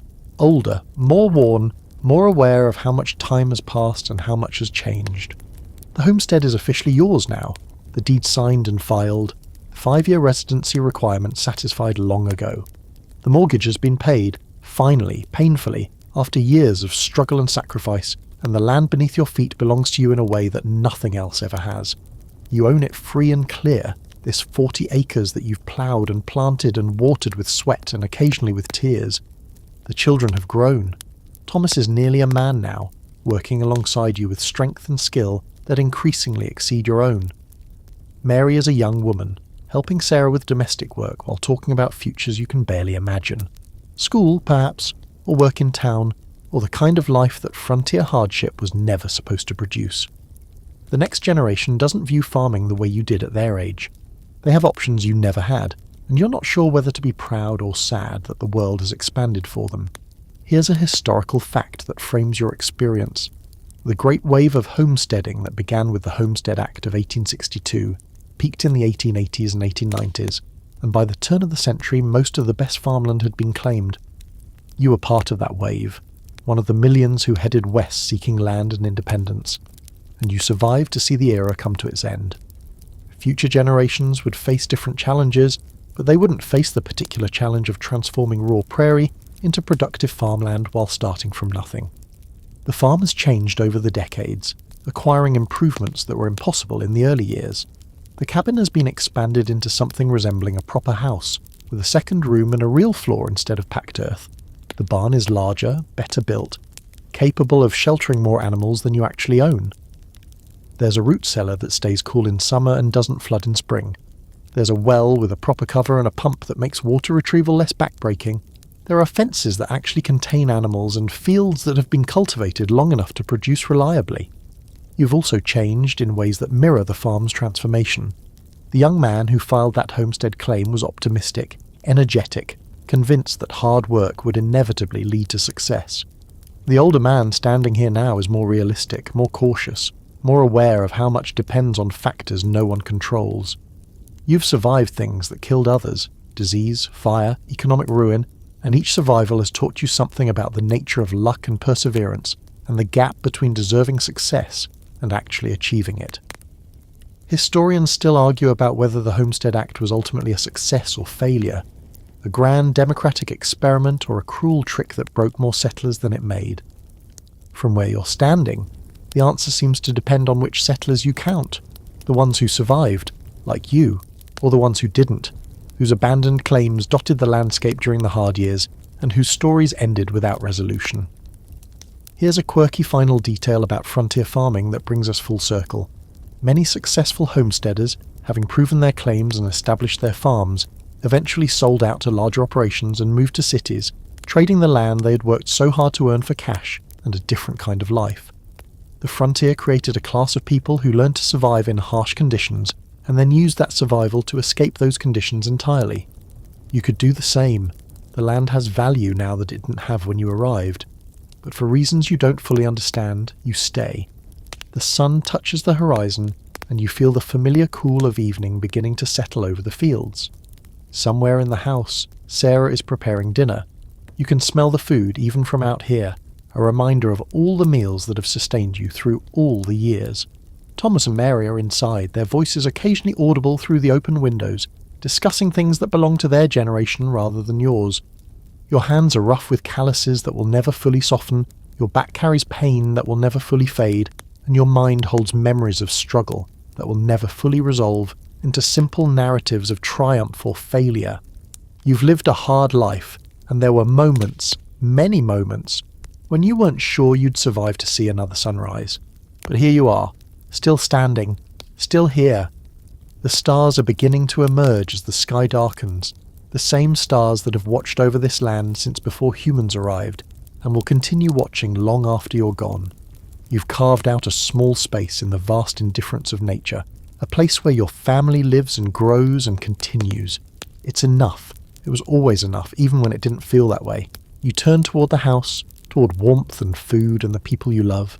Tomorrow will bring new work, new challenges, new reasons to worry. But tonight, you're going to let yourself rest in the knowledge that you've done what you set out to do. You've survived. You've built something. You've made a life in a place that tried, with considerable determination, to prevent you from doing exactly that. And now, as the night settles over your farm, perhaps you can let your eyes close and your mind drift, letting the weight of all those years slip away into the comfortable darkness of well-earned sleep. The land endures, the seasons cycle, the work continues, but tonight, just for tonight, you can rest. Sweet dreams. Let the images soften now, let the edges blur into gentleness. The farmhouse fades into mist. The fields become a distant memory. The struggle eases into something more like stillness. You've travelled far tonight, through decades of labour and hardship, through seasons of hope and fear. Now it's time to let that journey conclude, to let your breathing slow, to let your body remember what rest feels like. The sounds of the prairie are peaceful.